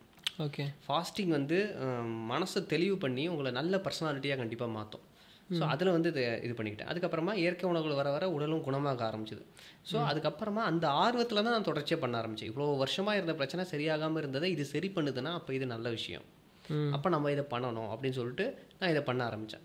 அதுக்கப்புறம் இடையில ஒரு சில நாள் வந்து பண்ண முடியாமல் இருக்கும், அப்புறம் மறுபடியும் ஒரு சில நாள் பண்ண, அப்படி விட்டு பண்ண. நோய் இருக்கிறவங்க தீவிரமாக பண்ணணும். நோயிலேருந்து வெளில வந்துட்டோம் அப்படின்னா விட்டு கூட பண்ணிக்கலாம். ஏன்னா இந்த மனசுக்கு 50%, உடம்புக்கு 50%. மனசு ஒரு சில ஆசையாக இருக்குது அப்படின்னா கொஞ்சம் ஏதாவது சாப்பிட்டுக்க வேண்டியது. அப்புறம் மறுபடியும் உடம்பு ஏதாவது டிஸ்டர்பன்ஸ் கட்ட மாதிரி தான் டக்குன்னு இதுக்கு வந்து மாற்றிக்க வேண்டியதான். ஷிஃப்ட் பண்ணி நம்ம வந்து பண்ணிக்கலாம். அதாவது ஒவ்வொருத்தருக்கு மனசு எப்படி இருக்குங்கிறத பொறுத்து தான். ஆனால் இப்போ நீங்கள் எந்த வருஷத்தில் ஸ்டார்ட் பண்ணீங்க? ஸ்டார்ட் பண்ணதுன்னா இந்த பயணத்தை 15 வயசில் ஸ்டார்ட் பண்ணேன். அப்போ தான் இந்த வீசிங் ஆஸ்மா இதை குணப்படுத்திக்கிறதுக்காக எக்ஸசைஸ் பண்ணி அதில் வந்து சரி பண்ணிக்கிட்டேன் ஃபஸ்ட்டு. ஆனால் நீங்கள் ஜிம் போன டைமில் அது 18 வயசு அந்த டைமில் தான் அந்த நேச்சர் கேர் புக்ஸ் படித்து ஃபாஸ்டிங்கு இதெல்லாம் முயற்சி பண்ணுது. இயற்கை உணவு இதெல்லாம் ஜிம் போனதெல்லாம் அது அந்த 9, 10, 11, 12 காலேஜ் ஃபஸ்ட்டு ஒரு 2-3 வருஷம் வரைக்கும் ஒரு 6 வருஷம் கிட்டத்தட்ட அது இருந்தது. ஆனால் அதுக்கு இடையிலேயே இந்த விஷயங்கள் எல்லாமும் ஓடிட்டு இருந்தது. 18 வயசில் 19 வயசில் தான் இந்த நேச்சர் கேர் புக்கு படித்து இந்த ஃபாஸ்டிங்லாம் முயற்சி பண்ணி கிட்டத்தட்ட ஒரு 45 நாளில் 20 கிலோ குறைச்சேன். அப்போ 78 கிலோ இருந்தேன். அப்போ ஒரு 20 கிலோ கிட்ட நான் ஃபாஸ்டிங் இது மட்டுமே பண்ணி இயற்கை உணவுகள் இதெல்லாம் பண்ணி நல்லா குறைச்சேன். ஸோ அது வெயிட் லாஸ்க்கும் ரொம்ப உதவியாக இருக்கும். அதை நான் ரொம்ப தீவிரமான ஃபாஸ்டிங் பண்ணேன். அவ்வளோ பண்ண வேண்டிய அவசியம் கிடையாது, ஒரு நடுத்தரமான ஃபாஸ்டிங். ஆனால் பண்ணணும்னா பண்ண முடியுது. ஏன்னா உங்களோட ரிவ்யூஸ் ஃபோட்டோஸில் கூட பார்த்துருந்தேன், before and after fat loss. எவ்வளோ பேர் வெயிட் லாஸ் ஏகப்பட்ட பேர் குறைச்சிருந்தாங்க. நம்ம வாயை கட்டுப்படுத்தினாலே பல விஷயங்களை உடலில் கொஞ்சம் கட்டுப்படுத்த முடியும். ஓகே. அதனால் அந்த டிட்டர்மினேஷன் அப்படிங்கிறது வரணும். ஸோ எனக்கு அப்படி அந்த ஆரோக்கியம் வேணுங்கிற ஒரு நோக்கத்துக்காக ஆரம்பிச்சது. அதனால் அதுக்கப்புறமா ஆரோக்கியம் கிடச்சோன்னா சரி, அதுக்கப்புறம் தான் சரி மற்றவங்களுக்கு இதை பற்றி இந்த யூடியூப்பில் சொல்ல ஆரம்பித்தேன். சும்மா நான் மட்டும் என்ன தோணுதோ அந்த மாதிரி என்னோடய கருத்துக்களை பதிவு பண்ணிகிட்டே வருவேன். அதை பார்த்தே நிறைய பேர் பண்ண ஆரம்பித்தாங்க. ஃபஸ்ட்டு பண்ண ஆரம்பித்து அதுலேயே நிறைய ரிசல்ட் இது மாதிரி எனக்கு இந்த பிரச்சனை இருந்தது சரியாச்சு அப்படிங்கிறதெல்லாம் அதில் போடுவாங்க. என்ன மாதிரியான ப்ராப்ளம்லாம் சரி? அது குறிப்பாக இந்த சளி, ஆஸ்மா, வீசிங் பிரச்சனை, டயபெட்டிஸ் பிரச்சனை, அதுக்கப்புறம் தைராய்டு பிரச்சனை, பெண்களுக்கு இருக்கக்கூடிய மாதவிடாய் பிரச்சனை, அதுக்கப்புறம் வெயிட் லாஸ் பண்ணுற பிரச்சனை, ஸ்கின் இஷ்யூ பிரச்சனை, இதெல்லாம் ரொம்ப சீக்கிரம். இது எல்லாமே நீங்கள் பண்ணியிருக்கீங்க, இதில் பண்ண முடியுன்ற மாதிரி சொன்னீங்க. இது எல்லாமே நீங்களே பண்ணியிருக்கீங்க. ஆமாம். ஓகே. எந்த மாதிரி நாள்பட்ட நோய்னா இந்த அளவுக்கு உங்களுக்கே ஆச்சரியமாக இருந்து குணமானதில் ஏதாவது இருக்கா? ஸ்கின் பிரச்சனைகள், அதுக்கப்புறம் நீ பெயின், அப்புறம் வயசானவங்களுக்கு சொல்கிறீங்களா நீ பெயின்? சின்ன வயசில் இருக்கவங்களுக்கும் ருமட்டாய்டு ஆர்த்ரைட்டிஸு, அப்புறம் வீசிங் ஆஸ்மா, டயபெட்டிஸு, இதெல்லாம் சைனஸ்லாம் வந்து முழுமையாக குணப்படுத்திட முடியும் முழுமையாக சொல்லியிருந்தீங்க. தான் பர்சன்டேஜில் ஈஸியாக என்னால் பண்ண முடியும். ஆமாம் ஆமாம். இல்லை எனக்கு அந்த சளி ஆஸ்மா வீசிங் சைனஸ் பிரச்சனை இருந்ததுனால அதுலேருந்து எப்படி முழுமையாக வெளில வரணும் அப்படிங்கிற ஒரு நாலேஜ் அது மற்ற பிரச்சனைகளை விட இது அதிகமாகவே கிடச்சிது. ஓகே. ஏன்னா ஒவ்வொரு உணவுகளையும் நான் சாப்பிட்டு பார்த்து அது என்ன பண்ணுது உடம்புல இது அப்படிங்கிறத அனலைஸ் பண்ணி தான் நான் நிறைய டயட்ஸ் டிசைனே பண்ணேன். ஓகே. ஸோ ஃபஸ்ட்டு எடுத்த உடனே இப்போது நான் முன்னாடியே சொன்ன மாதிரி இவ்வளோ நாள் இதை கடைப்பிடிச்சிட்டேன், தெரியாதனமாக நடந்துருச்சு எல்லாமே, திரும்பவும் என்னோடய பாடியை வந்து ஒரு நல்ல ஒரு கண்டிஷனுக்கு நான் சேஞ்ச் பண்ணணும் அப்படின்னா எவ்வளோ வீக்ஸ் டைம் எடுத்துக்கும் இந்த ஒரு சைக்கிள் சேஞ்ச்? குறைஞ்சது ஒரு மாதத்துலேருந்து 3 மாதம். ஒரு மாதத்துலேருந்து 3 மாதம் பண்ணணும். பண்ணாதான் கொஞ்சம் கொஞ்சமாக உடம்பு ஒரு மாதத்துக்கு நீங்கள் சொல்கிற விஷயங்களை தான் கடைப்பிடிக்கணும், சாப்பிட்ணும். ஆமாம். அட்லீஸ்ட் சில பேர் தொடர்ச்சியாக பண்ண முடியலனா கூட விட்டு விட்டாது பண்ணலாம். இப்போ ஆஃபீஸ் போகிற மாதிரி இருக்குது, ட்ராவல், அது உங்ககிட்ட சொல்லிட்டா நீங்கள் அதுக்கு தகுந்த போல பண்ணிட்டு தகுந்த மாதிரி ஒரு சில தளர்வுகள் நம்ம வந்து பண்ணிக்கலாம். ஆனால் ஒரு குறைஞ்சது 3 மாதம் நம்ம பண்ணால் தான் நமக்கு உடம்புல ஒரு சேஞ்ச் அப்படிங்கிறது வரவே எதிர்பார்க்கறதுக்கு நமக்கு தகுதி. அதான் பண்ணாமலே இருந்தோம்னா சில பேர் சேருவாங்க, ஆனால் தொடர்ச்சியாக பண்ண மாட்டாங்க. அவங்களாம் பார்த்தா எனக்கு ஒரு மாதிரி பாவமாக இருக்கும். ஏன் ஒரு ஆப்பர்ச்சுனிட்டி இருக்குது பண்ண முடியல, அவங்களுக்கான சுச்சுவேஷன் அப்படி இருக்குது அப்படின்னு சொல்லிட்டு பாவமாக தான். ஏன்னா எல்லாருக்குமே பார்த்தீங்கன்னா நல்லா இருக்கணும் தான் எல்லாருக்குமே ஆசை. கண்டிப்பாக. ஆனால் என்ன பிரச்சனை இங்கேன்னு கேட்டிங்கன்னா இந்த மனசு ரீதியாக எல்லாருமே வந்து ரொம்ப எல்லோரும் சந்தோஷமாக இருக்காங்கலாம் சொல்ல முடியாது. எல்லாருக்குமே வாழ்க்கையில் நிறைய டிப்ரெஷன்கள் இருக்குது, சோகங்கள் இருக்குது, எல்லாமே இருக்குது. ஸோ அதை தாண்டி வர்றதே அவங்களுக்கு ஒரு சேலஞ்சிங்காக இருக்குது. இப்போ ஒரு பிரச்சனை மனசில் ஓடிட்டே இருக்குங்கிற நேரத்தில் ஒரு கோலை எடுத்து நம்மளால் சரியாக பண்ண முடியாது தானே. ஸோ இப்போ உங்களுக்கு தெரியாது இல்லை, மனசு சார்ந்து நீங்கள் தான் நிறைய பேசுகிறீங்க, நிறைய கிளாஸஸ் நடத்திட்டு இருக்கீங்க இதுக்கு எல்லாமே. ஸோ அப்போ நீங்கள் நிறைய பேர் பார்க்குறீங்க இல்லையா, அவங்களால ஏன் ஒரு ஃபோக்கஸ்டாக ஒரு கோல் ஓரியன்டாக அவங்களால நகர முடியல அப்படின்னு சொல்லிட்டு. ஸோ அந்த பிரச்சனைகள்லாம் இருக்கிறதுனால இந்த மாதிரி டிட்டர்மைண்டாக பண்ண முடியாமல் இருக்கும். ஸோ அவங்களுக்குலாம் நான் என்ன பண்ணுவேன், பிரார்த்தனை பண்ணிப்பேன். சரி ஒவ்வொரு கிளாஸ் ஆரம்பிக்கிறதுக்கு முன்னாடியும் சரி இவங்க வந்து நல்லா பண்ணணும் அப்படின்ற ஒரு பிரார்த்தனையை பண்ணிட்டு தான் இது பண்ணுவேன். நான் இன்கேஸ் அவங்களுக்கு நல்லா ஆயிடுச்சுன்னா சந்தோஷம் தானே, அவங்களுக்கும் சந்தோஷம், நம்மளும் ஏதோ முடிஞ்ச உதவி நம்ம பண்ணிட்டோம் அப்படிங்கிற ஒரு திருப்தி நமக்கு. ஸோ அவங்க அது செஞ்சுட்டு எனக்கு இந்த பிரச்சனை குணமாயிடுச்சுன்னு சொல்கிறப்ப தான் எனக்கு அப்படியே நம்ம பார்த்த வேலைக்கு ஏதோ ஒரு பலன் கிடச்சிருக்கு. கண்டிப்பாக அது பகிரும்போது தான் நமக்கு சந்தோஷமே, திருப்தி நமக்கு வந்து வரும். நமக்கு சரியாகல, அவங்களுக்கு தான் சரியா இருக்கு, ஆனால் அது பகிரும்போது ஒரு ஆனந்தம். சூப்பர். வேற என்ன மாதிரியான விஷயங்கள் இப்போ கடைபிடிச்சா நல்லா இருக்கும்னு சொல்லி நீங்கள் ஃபீல் பண்ணுறீங்க?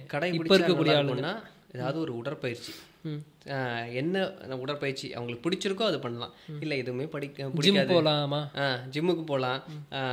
அதான் உணவுக்கேற்ற உழைப்பானா இருக்கணும். எல்லாருக்குமே எல்லா விதமான உணவு முறையும் செட் ஆகாது. இப்போ தனிப்பட்ட முறையில் என்கிட்ட ஒருத்தவங்க பேசுகிறாங்கன்னா அவங்களுக்கு என்ன சஜஸ்ட் பண்ண முடியும், நீங்கள் உணவு பேசும்போது நம்ம அவங்களுக்கு தகுந்த போல சொல்லிக்கலாம். ஆனால் வந்து இப்போது ஜிம்முக்கு போகிறாங்கன்னா அதுக்கேற்ற மாதிரி உணவுகள் கொஞ்சம், ஸ்போர்ட்ஸ் அத்லெட்டிக்ஸில் இருக்காங்க அதுக்கேற்ற மாதிரி உணவுகள் நம்ம எடுத்துக்கணும். இல்லை பெருசாக டெஸ்க் ஜாப் தான், பெருசாக ஹார்ட் ஒர்க் ஒன்றும் கிடையாதுன்னா அவங்க ஒரு வேளை உணவே தாராளமாக போதுமாக தான் இருக்கும். ஓகே. மற்ற நேரங்கள் பசிச்சா கொஞ்சம் காய்கறிகள், கீரைகள், பழங்கள், இந்த நட்ஸ் வகைகள், ட்ரை ஃப்ரூட்ஸ் வகைகள், இந்த மாதிரிலாம் நம்ம கொஞ்சம் எடுத்துக்கலாம் தாராளமாக. ஸோ இதெல்லாம் போதுமானதாக இருக்கும். உழைப்புக்கு ஏற்ற மாதிரி உணவு முறை அப்படிங்கிறது இருக்கும். ஸோ அந்த மாதிரி ஏதாவது ஒரு உடற்பயிற்சி அவங்க வந்து பண்ணலாம். அப்படி இல்லை சில பேருக்கு யோகா வந்து ரொம்ப பிடிக்கும், யோகாலேயே நிறையா வந்து பயிற்சிகள் இருக்குது இல்லையா. ஸோ அந்த மாதிரி பயிற்சிகளும் அவங்க வந்து ஈடுபடுத்திக்கலாம். அப்படி எதுவுமே பிடிக்காதுன்னா நான் கண்டுபிடிச்ச ஒரு சூப்பரான பயிற்சி என்னென்னா இந்த டான்ஸிங் தான். டான்ஸிங்கில் பண்ணுறப்போ வந்து என்ன ஆகுனா, நம்ம கை கால் எல்லாத்தையுமே ஆட்டி நம்ம பண்ணுறோமா, அப்போ என்ன ஆகுதுன்னா உடம்புல வந்து நல்ல ஒரு எனர்ஜி லெவல்ஸும் நமக்கு எல்லா சிஸ்டமும் கொஞ்சம் ஆக்டிவேட் ஆகுது, நல்லா ஆக்டிவேட் ஆகுது. ப்ளஸ் இன்னொரு முக்கியமான விஷயம், டான்ஸிங் யாருக்கு தான் பிடிக்காது, எல்லாருக்குமே பிடிக்கும். குழந்தையிலேருந்து ஆட ஆரம்பிச்சிடும். ரொம்ப ஒரு வெறப்பான ஆள் கூட பார்த்தீங்கன்னா யாரும் இல்லைனா கதை சாத்திட்டு ஆடுவாங்க, ஒரு பாட்டு கேட்டு விட்டாங்க. எல்லாரும் முன்னாடி ஆடுறதுக்கு ஒரு கூச்சம் இருக்கும், ஆனால் தனியாக ரூமில் இருக்கிறப்ப நல்லா ஆடுவாங்க. அது மாதிரி நம்ம ஜாலியாக ஆடலாம். ஆடணும்னா பார்த்தீங்கன்னா நமக்கு ஆட தெரியணும்னு அவசியம் கிடையாது. கை கால ஆட தெரிய வேணாம், ஆட்ட தெரிஞ்சா போதும் அப்படிங்கிற மாதிரி என்ன வருதோ நமக்கு அதுக்கேற்ற மாதிரி நம்ம ஒரு மூவ்மெண்ட்டை போட்டு நல்லா வேர்க்கிற மாதிரி ஒரு நல்லா ஆடினோம்னாலே மைண்டும் நல்லா எனர்ஜைஸ் ஆகும். ஃபீல் பண்ணியிருக்கேன். மைண்டும் நல்லா ஒரு எனர்ஜைஸ் ஆகும், நமக்கு ஒரு எந்தூசியாசம் கிடைக்கும். ஆடுறதுக்கு ஒர்க் அவுட் பண்ணோம், ஐயோ ஜிம்முக்கு போகணுமா, இதை ஜாகிங் போகணுமா, கிரவுண்டுக்கு போகணுமா அப்படின்னு யோசிக்கிற மாதிரி இருக்கும். ஆனால் டான்ஸிங்கு பார்த்தீங்கன்னா அப்படி யோசிக்க தேவையில்லை. நீங்கள் எங்கே இருந்தாலும் டான்ஸ் பண்ணலாம். எங்கே என்ன கூச்சமாக இருந்துச்சுன்னா அது கதவை சாத்திட்டு பண்ணுங்க, இல்லை என்னை மாதிரி கூச்சம் இல்லாத ஆள்லாம் ஓப்பனாக ஆடலாம், அதை பற்றி ஒன்றும் பிரச்சனை கிடையாது. இப்போ தான் பார்க்குறோமே ப்ரோ ரீல்ஸில். ஆமாம் ஆமாம், அங்கங்கே பிளாட்ஃபார்ம்லேயே நின்று ஆட ஆரம்பிச்சிடுறாங்க, ரோட்லேயே நின்று ஆட. அந்த அளவுக்கு நம்ம இது பண்ணலனா கூட நம்ம வீட்லேயாவது அட்லீஸ்ட் அட்லீஸ்ட் ஆடினீங்கன்னா நீங்கள் ஆடி இல்லை ஏதாவது ஒரு டான்ஸ் கிளாஸ் போயிட்டு டான்ஸில் அங்கே ஜூம்பா மாதிரி கூட போய் கூட ஆட கிளாஸ். சில பேருக்கு என்னன்னா அந்த கிளாஸு கோர்ஸுன்னு போனாக்க சரியா பண்ண அப்படின்னாலே முடியாது. வந்துடுது. அதுக்கு பதிலாக தான் நம்ம என்னன்னா ஒன்றும் இல்லை, வீட்டில் என்ன பாட்டை போட்டு விட்டு ஏதோ ஒரு டிவிலேயோ ஏதோ பாட்டை போட்டு விட்டு அதில் ஆடுற மாதிரி முயற்சி பண்ணுங்க. ஆனால் நம்ம மனசுக்குள்ளேருந்து பார்க்குறப்ப நம்மள அதே மூமெண்ட் போடுற மாதிரி இருக்கும், ஆனால் வெளில ரெக்கார்ட் பண்ணி பார்த்தா அந்த மாதிரி இருக்காது. அது ஒரு காமெடியாக இருக்கும், அதை பார்த்து சிரிக்கலாம். ஸோ அந்த மாதிரி இந்த டான்ஸிங் ஒரு விஷயம். அதுக்கு அடுத்தது சிரிப்பு. அப்போ சிரிக்கிறதுங்கிறது நம்ம வந்து பண்ணுறது இல்லை, ஏன்னா பண்ணுற மாதிரி வாய்ப்பு இல்லை. அதனால் யார் இப்போ வந்து நம்மளை இன்னொருத்தர் சிரிக்க வைக்கிற மாதிரி இது கிடைக்குதா அப்படின்னு கேட்டால் கிடையாது. நண்பர்கள்லையா இருக்கட்டும், இல்லைனா வந்து பார்ட்னர்ஸ்லையா இருக்கட்டும், இல்லைனா ஃபேமிலிலையா இருக்கட்டும், அந்த சிரிக்கிறதுக்கான வாய்ப்பே இல்லாமல் இருக்குது. அப்போ என்ன பண்ணலான்னா, அப்போ நம்மளை தனியாகவே சிரிச்சுக்கலாம். நம்மளே வந்து மதன் பாபு சிரிக்கிற மாதிரி நம்மளே தனியாகவே சிரிக்கலாம் அப்படின்னு சொல்லிட்டு சிரிச்சிங்கன்னா அந்த ஹார்மோன் சுரக்கும். அது பொய்யா சிரிக்கிறதுன்னு அதுக்கு தெரியாது. அதுக்கு என்னன்னா, நம்ம ஒரு ஹார்மோன் சுரக்கிறப்போ நமக்கு சிரிப்பு வருதா, அதே வயசு வருஷா சிரிச்சோன்னா ஹார்மோன் சுரக்கும். அப்போ அந்த மாதிரி ஒரு கண்ணாடி முன்னாடி நின்றுக்கிட்டோ இல்லை ரெக்கார்ட், நான்லாம் அப்படி தான் பண்ணுவேன் வீட்டில்.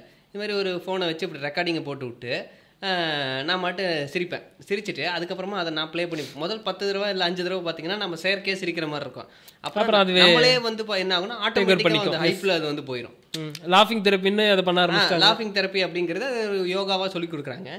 இது எல்லாமே சிம்பிளாக வீட்டில் இருந்தே பண்ணுற ஒரு மெத்தட் நான் சொல்கிறேன். அது மாதிரி நம்ம அப்பப்போ ரெக்கார்ட் பண்ணி நமக்கு சிரிப்பு வராது, ஆரம்பத்து கஷ்டமாக தான் இருக்கும், ஏன்னா அப்படியே பழகிட்டோம், சிரிக்காமல் இருந்தே பழகிட்டோம். அப்போ போட்டு அப்படியே சிரிச்சு நம்ம வந்து பழகிட்டோம்னா அப்போ வந்து ஒரு 5 மினிட்ஸ் பண்ணி பாருங்கள், 5 to 10 மினிட்ஸ் பண்ணி பாருங்கள், ஹார்மோன் சேஞ்சஸ் தெரியும். ஹாப்பி ஹார்மோன்ஸ் வந்து சுரக்க ஆரம்பிக்கும். ஸோ இப்போ டான்ஸிங் ஆச்சா, அப்போ லாஃபிங் ஆச்சா, ஸோ இது கூட சேர்த்து நம்ம டயட் சிஸ்டம் எவ்வளோ தூரம் முடியுதோ அவ்வளோ தூரம் ப்ராக்டிஸ் பண்ணிட்டு யூடியூப்பில் நிறைய பேசியிருக்கேன் டயட் சிஸ்டம் பற்றி, பல வகையான டயட் சிஸ்டம் பேசியிருக்கேன். டீடாக்ஸும் எப்படி பண்ணுறது, வீட்டில் இருந்தே எல்லாரும் எப்படி பண்ணிக்கிறது அப்படின்னு சொல்லி எல்லாருக்குமே பொதுவாது, எல்லாருமே அதாவது கேஷுவலாக கம்ஃபர்டபுளாக சேஃபாக பண்ணுற மாதிரி தான் அதை நான் சொல்லியிருக்கேன். So how to do body detox சுந்தர் ஜெய்சின்னு போட்டாலே வரும்.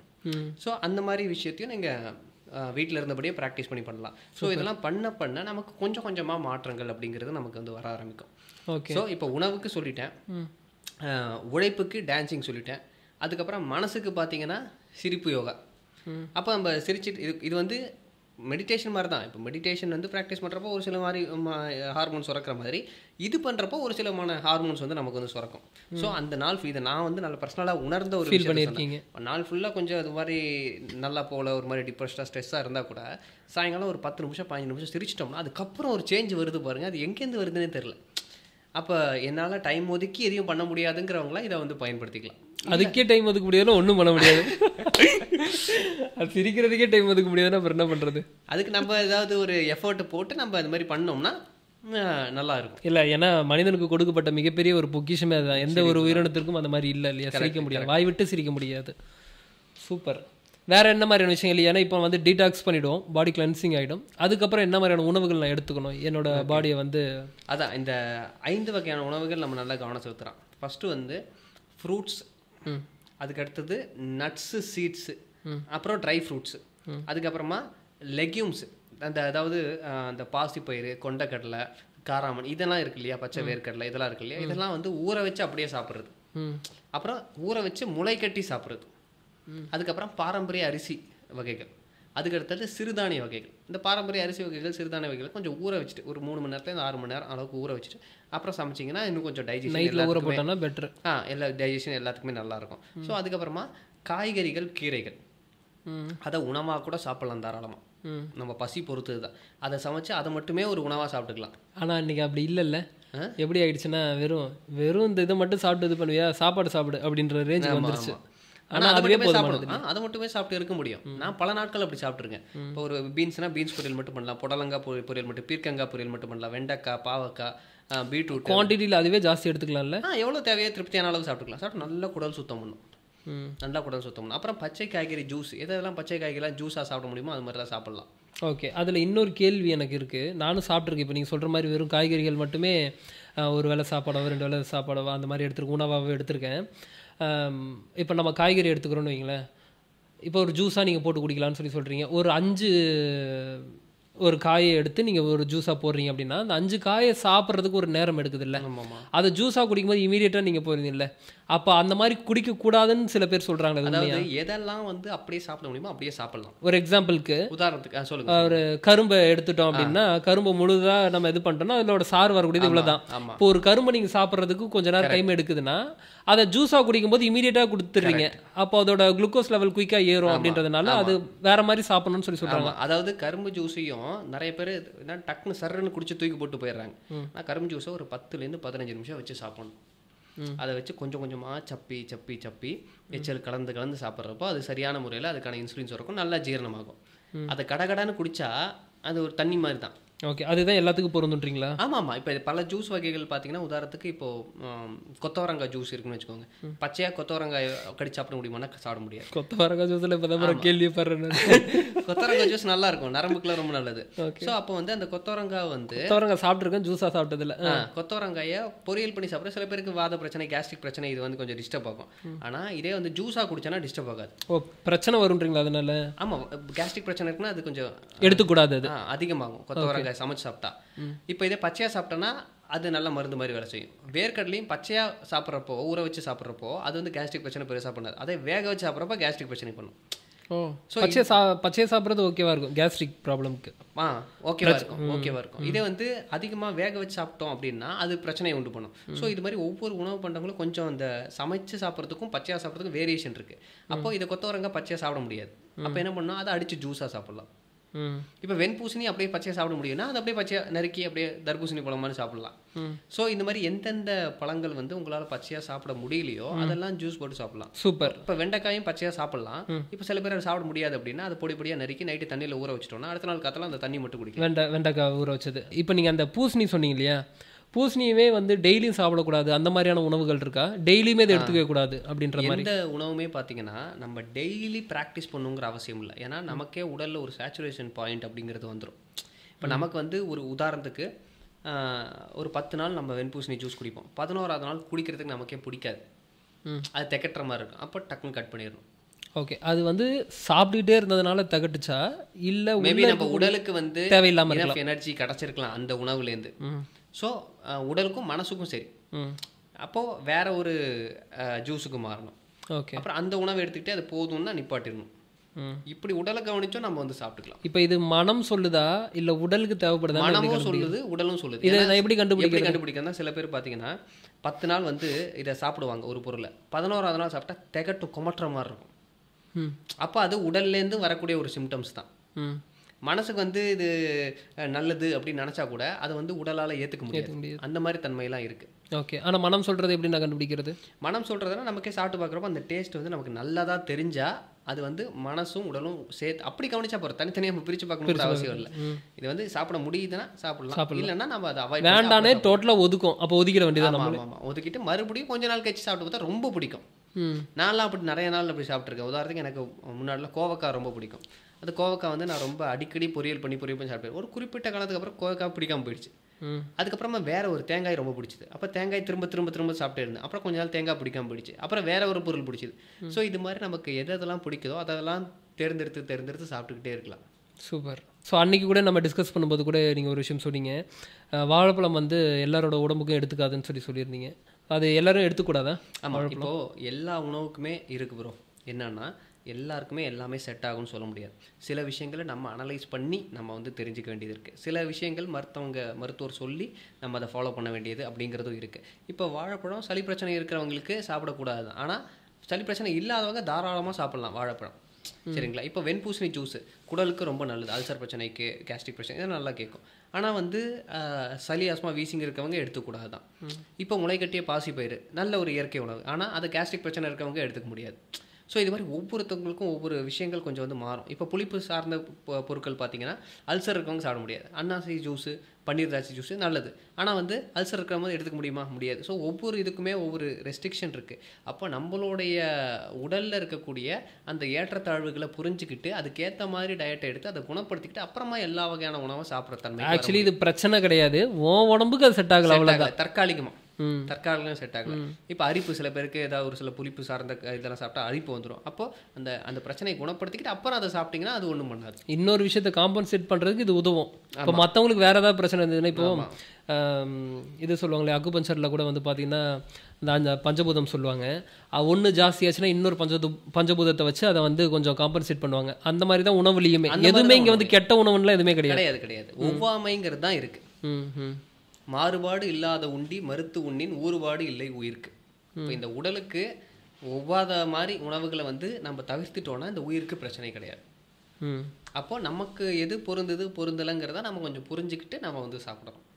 ஓகே. அதுக்கு சில நேரத்துக்கு நம்மளோட செல்ஃப் அனாலிசிஸ் தேவைப்படும். சில பேருக்கு மற்றவங்களுடைய உணவு பரிந்துரையாளரோட உதவி அப்படிங்கிறது தேவைப்படும். ஓகே. அப்போ இன்னும் இந்த சமுதாயத்தில் எந்த மாதிரியான ஒரு சேஞ்சஸ் வந்தால் நல்லாயிருக்கும்னு நீங்கள் ஃபீல் பண்ணுறீங்க? முதல் விஷயம் என்னன்னு கேட்டிங்கன்னா நம்ம மேலே அக்கறை. ரெண்டாவது விஷயம் வந்து முடிஞ்சால் மற்றவங்க மேலே அக்கறை. மற்றவங்க மேலே அக்கறை இல்லைனா கூட ஒரு உபத்திரம் இல்லாத ஒரு நிலை. ஓகே. அதுக்கு நம்ம வந்து முயற்சி பண்ண போகிறோம். ஆனால் வந்து எல்லாமே மாறிடுமானா எதுவுமே எல்லாமேலாம் மாறாது.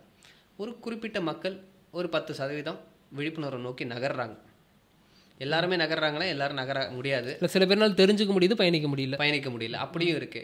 ஆனால் ஒரு 10% மக்களை தெளிவாக இருக்கேன். சில பேருடைய நம்பிக்கைகள்லாம் வந்து பார்த்தீங்கன்னா ஒரு சில நேரத்தில் மருந்து மாத்திரை சார்ந்தே இருக்கும், இந்த மாதிரி மருத்துவ முறைகளை சார்ந்தே இருக்கும். சில பேர் பார்த்தீங்கன்னா நம்பிக்கைகள் வந்து இயற்கை சார்ந்ததாக இருக்கும், எந்த ஒரு மருந்து மாத்திரையும் இல்லாமல். இப்போ எவ்வளோ மதங்களில் கூட அந்த மாதிரிலாம் இருக்குது. மருந்து மாத்திரையே சாப்பிட மாட்டோம், ஆஸ்பத்திரிக்கே போகும், அப்படிலாம் கூட இருக்குது. ஸோ அந்த மாதிரி இயற்கை முறைகள்லேயே குணப்படுத்திக்க முடியும்னா அதை குணப்படுத்திக்கலாம். அதாவது ஒரு சில விஷயத்துக்கு இது செட் ஆகாமல் கூட இருக்கலாம். உதாரணத்துக்கு எமர்ஜென்சி கேசஸ். அதுதான். ஏன்னா பல பேருக்கு அப்படி மருந்து மாத்திரை எடுக்கக்கூடாதுன்னா டோட்டலாக அதை நம்ம எடுக்கவே கூடாதுன்னு சொல்கிறோன்னு நினச்சிக்கிறாங்க. அது எமர்ஜென்சி கேசஸில் நம்ம எடுத்து தான். இப்போ ஒரு ஆக்சிடென்ட் ஆகுது, இப்போ திடீர்னு ஏதாவது ஒரு ஃப்ராக்சர் மாதிரி ஆகிடுச்சு அப்படின்னா ஓப்பன் சர்ஜரி தேவைப்படுது, அந்த இடத்துல பண்ணி தான் ஆகணும். இப்போ திடீர்னு நைட் தூக்கிட்டு இருக்காரு, திடீர்னு ஒரு எமர்ஜென்சி, ஏதாவது ஒரு ஹார்ட் பெயினாக இருக்குது, இது மாதிரி போகிறாங்க அப்படின்னா அந்த நேரத்தில் ஏதாவது ஒன்று பண்ணோம், தற்காலிகமாக பண்ணி தான் ஆகணும். ஸோ சூப்பரான ஒரு விஷயம் தான் அது. அவ்வளோ கண்டுபிடிச்சது இல்லையா? இன்னைக்கு அது இல்லைன்னா அலோபதி சிஸ்டமை ரொம்பவே மதிக்கிறேன். இந்த மாதிரி எமர்ஜென்சி விஷயங்கள், இதுக்கெல்லாம் ஒரு நுட்பமான விஷயங்கள்லாம் அவங்க அவ்வளோ சர்ஜரிஸ் பண்ணுறாங்க. இது எல்லாம் அதெல்லாம் காப்பாற்றவே முடியாது ப்ரோ. அதெல்லாம் வந்து இமீடியட்டாக கொண்டு போகிறதுனால ஆப்ரேட் பண்ண முடியறதுனால தானே காப்பாற்ற முடியும். இப்போ இயற்கையில் மற்ற உயிர்கள்லாம் பார்த்தீங்கன்னா ஆக்சிடென்ட்டோ இது மாதிரி ஒன்று ஆகுது, விபத்துகள் ஆகுதுன்னா அதை வந்து குணப்படுத்துகிற மாதிரி காடுகள் இந்த மாதிரி இதில் மருத்துவ ஃபெசிலிட்டி கிடையாது. இப்போ இதே மனிதன் அப்படின்னு சொல்லக்கூடிய இனத்துக்கு பார்த்தீங்கன்னா மனிதன் அந்த அளவுக்கு அறிவை மேம்படுத்தி வச்சிருக்கிறதுனால தான் ஏதாவது ஒரு பிரச்சனைனா மாற்றி சர்ஜரி பண்ணுறது, பிளேட்டு வைக்கிறது, அது ஃப்ராக்சரை சரி பண்ணி, இது மாதிரி எவ்வளோ விஷயங்கள் வந்து பண்ணுறாங்க, நுட்பமாக விஷயங்கள் பண்ணுறாங்கல்ல. ஸோ அதெல்லாம் நான் ரொம்பவே மதிக்கிறேன். நான் என்ன சொல்ல வரேன்னு கேட்டிங்கன்னா நம்ம லைஃப் ஸ்டைல் பிரச்சனைகள்னால வரக்கூடிய பிரச்சனைகளை லைஃப் ஸ்டைலை சேஞ்ச் பண்ணியே பண்ணிக்கலாமே. அது சிம்பிளாக முடியுதேன்னு சொல்ல வரேன், அவ்வளோதான். இது எல்லாத்தையும் தாண்டி ரொம்ப ஒரு முக்கியமான விஷயம் என்னன்னு கேட்டிங்கன்னா மனசை சந்தோஷமாக வச்சுக்கணும். ஏன்னாக்கா நம்ம மனசு அளவில் தான் நம்ம உலகத்தை எக்ஸ்பீரியன்ஸ் பண்ணுறோம். உடலை பயன்படுத்தி மனசை பயன்படுத்தி நம்ம எக்ஸ்பீரியன்ஸ் பண்ணுறோம். அப்போது இந்த மனசில் தான் எல்லா இன்ப துன்பங்கள் வருது. எக்ஸ்பீரியன்ஸோட எல்லா விஷயங்களும் மனசில் தான் பதிவாகுது. அப்போது அந்த நல்ல எக்ஸ்பீரியன்ஸஸை எடுக்கிறதுக்கு நம்ம இந்த உடல்னு சொல்லக்கூடிய கருவியை நம்ம சரியாக வச்சுக்கணும். அதை தான் கேட்க வந்தேன். எக்ஸாக்ட்லி. நான் திருமூலர் சொன்ன மாதிரி உடம்பார் அழியர் உயிரார் அழிவர், திடம்பட மெய்ஞானம் சேரவும் மாட்டார். உடம்பை வளர்க்கும் உபாயம் அறிந்தேன், உடம்பு வளர்த்தேன், உயிர் வளர்த்தேனேன். அப்போது நம்ம வந்து மெய்ஞானம் சேர்ற அளவுக்கு யாருக்கும் இன்ட்ரெஸ்ட் இல்லைனா கூட அட்லீஸ்ட் இந்த உடம்பை வந்து பாதுகாக்க வாழ்வதற்கு தேவைப்படுதில்லை. எல்லா இன்ப துன்பங்கள் உடல் ரீதியாக தான் நீங்கள் வந்து அனுபவிக்கிறீங்க, மனசு ரீதியாக தான் அனுபவிக்கிறீங்க. அப்போ உடலுக்கு 50%னா மனசுக்கு 50%. சந்தோஷமாக இருக்கணும். நம்ம வந்து மற்றவங்களை சந்தோஷப்படுத்தலைனா கூட மற்றவங்களை கஷ்டப்படுத்தாத மாதிரி நம்ம எங்கேயா இருந்தால் ஒரு இன்சொல் பேசுகிறதுக்கு முயற்சி பண்ணணும். கடினமான சொற்களை முடிஞ்ச அளவுக்கு நம்ம தவிர்க்க பார்க்கணும். ஸோ இந்த மாதிரி இருந்தாலே மற்றவங்களுக்கும் நம்ம வந்து ஒரு நல்ல மூடை. இப்போ உதாரணத்துக்கு ஒரு வண்டியில் போயிட்டுருக்கீங்க, ஒரு ஆட்டோக்காரர் ஏதோ முன்னாடி வராங்க, யாரோ தப்பாக போயிட்டீங்க, தப்பாக போனதுக்கு மாற்றி திட்டிக்கிட்டா அது மனசில் ஒரு மணி நேரம் 2 மணி நேரம் ஒரு சில பேர் உடலே பாதிச்சிடும்ல, அது ஓடிட்டே தானே இருக்கும். அப்போ அந்த நாளே கெட்டு போகுது இல்லையா? அந்த நேரத்தில் வந்து நம்ம தப்பு இல்லைன்னா ஒரு சின்ன ஒரு மன்னிப்பு, இல்லை நம்ம மேலே தப்பே இருந்தாலும் ஒரு மன்னிப்பு கேட்டு அந்த இடத்துல விலகிட்டோம்னா மைண்டு ஸ்பாயில் ஆகாது. ஸோ அந்த மாதிரி இன்சொல் பேசுறது அப்படிங்கிறது ரொம்ப முக்கியம். அதுவும் அறத்தில் ஒன்று தான். ஏன்னா இப்போ மைண்டு பாதிக்கப்படும் போது உடலும் பாதிக்கப்படுறது. அது முகத்தான் அமர்ந்து அகத்தானாம் இன்சொல்லினதே அறம் அப்படின்றார். அப்போது நமக்கு இன்சொல் பேசுறது ஒரு அறம் தான். அப்போ அந்த இன்சொல்லை நம்ம பேசுகிறதுக்கு முயற்சி பண்ணோம்னா மற்றவங்களையும் நம்ம வந்து சந்தோஷமாக வச்சுக்கிறதுக்கு முடியும். அதனால் சந்தோஷமாக இருக்கணும் எல்லாருமே. அதுக்கான ஒரு பாதை தான் இந்த ஆரோக்கியம் அப்படின்னு சொல்லக்கூடிய. ஏன்னா அது இழந்து போகிறப்ப தான் அதோடைய உண்மையான மகத்துவம் தெரியும். அது இழக்காத வரைக்கும் அதோட மகத்துவம் கண்டிப்பாக தெரியாது. ஏன்னா நம்மக்கிட்ட ஒரு பொருள் இருக்குது, கேஷுவலாக யூஸ் பண்ணிட்டு இருக்கோம். அது இல்லைன்னா நம்ம எவ்வளோ கஷ்டப்படுவோங்கிறது இல்லாதப்போ தான் தெரியும். அதான் இப்போது நம்ம வாழ்க்கையில் அது சாதிக்கணும் இது சாதிக்கணும்னு சொல்லி இப்போ ஓடிட்டு இருக்கோம். சப்போஸ் ஏதாவது உடம்புல ஏதோ ஒரு பிரச்சனையை ஃபேஸ் பண்ணுறோன்னு வைங்களேன், வாழ்க்கையில் எல்லாத்தையுமே மறந்துடுவோம். அதெல்லாம் தேவையே இல்லை. எனக்கு இப்போ தேவை நான் நடக்கணும், அவ்வளோதான். இப்போ நான் தேவை நான் வந்து சாப்பிட்ணும், ஏன்னா என்னால் சாப்பிட முடியல, இப்போ தேவை எனக்கு நான் தூங்கணும். அவ்வளோதான் அவனோட உச்சக்கட்ட தேவையாகவே இருக்குது. இது வந்து கஷ்டம் வர்றப்போ சில பேர் புரிஞ்சுப்பாங்க. சில பேர் வந்து பிறவிலேயே அந்த ஞானம் இருக்கும், சில பேருக்கு பழக்க வழக்கத்தினால அந்த ஞானம் வந்திருக்கும். ஸோ ஆக மொத்தத்தில் இதை நோக்கி வந்தோன்னா லைஃப் சிம்பிளாக மாறிடுன்னு சொல்லலாம். இப்போ எனக்கு வந்து நல்ல உடம்பு கிடச்சிருக்கு, நான் நல்லா பராமரிச்சுக்கணும், நல்ல உணவு சாப்பிட்ணும், நல்ல பயிற்சிகள் பண்ணணும் இருக்கணும் அப்படின்னு இருந்தோம்னா வாழ்க்கை சிம்பிளாகவும் இருக்கும், நல்லாவும் இருக்கும். இதே வந்து ரொம்ப என்ஜாய் பண்ணணும், எக்ஸ்ப்ளோர் பண்ணணும், அது பண்ணணும் இது பண்ணணும் போனோம்னா சந்தோஷமும் வரும், அதுக்கேற்ற மாதிரியான துக்கங்களும் வரும். இப்போ புத்தர் சொன்ன மாதிரி ஆசையே அழிவுக்கு காரணம் அப்படிங்கிற மாதிரி. ஸோ அப்போ ஆசையை ரொம்ப பட்டுக்கிட்டே இருக்குன்னா ஒரு திருப்தி அப்படிங்கிற ஒரு நிலை நமக்கு இருக்கணும். திருப்தி அடையாத மனிதன் வந்து எங்கே போனாலும் பிரச்சனை தானே. ஸோ அதனால் எனக்கு இது போதும், என் உடலை பேணி காக்கணும், அதுதான் இந்த உலகத்திலே ரொம்ப முக்கியமான ஒரு விஷயம். மற்றவங்களோட கம்பேர் பண்ணி பார்த்துக்க தேவையில்லை. இந்த மாதிரி கடவுள் அவங்களுக்கு அதை கொடுத்துருக்காரு இதை கொடுத்துருக்காரு, நமக்கு இல்லையே, நம்ம ஏழ்பட்ட நிலையில் இருக்கோம் அப்படிலாம் வேணாம். இருப்பதை வைத்து சிறப்புடன் வாழ கற்றுக்கிட்டோம் அப்படின்னா திருப்திகரமான வாழ்க்கை இருக்கும். அந்த திருப்தியில் தான் சந்தோஷங்கிறது நமக்கு வந்து கிடைக்கும். அந்த சந்தோஷமாக எல்லோரும் இருக்கணும். மகிழ்ச்சியாக இருந்தாலே உடலில் இருக்கிற பல நோய்கள் வந்து குணமாகிறதுக்கு நிறைய வாய்ப்பு இருக்குது. சூப்பர் ப்ரோ, நன்றிகள் பகிர்ந்துட்டதுக்கு. நன்றி நன்றி. மீண்டும் இதே மாதிரி வேறு ஏதாவது ஒரு சந்தர்ப்பத்தில் இன்னும் என்ன மாதிரியான விஷயங்கள் நம்ம ஷேர் பண்ண முடியுமோ பேசுவோம்.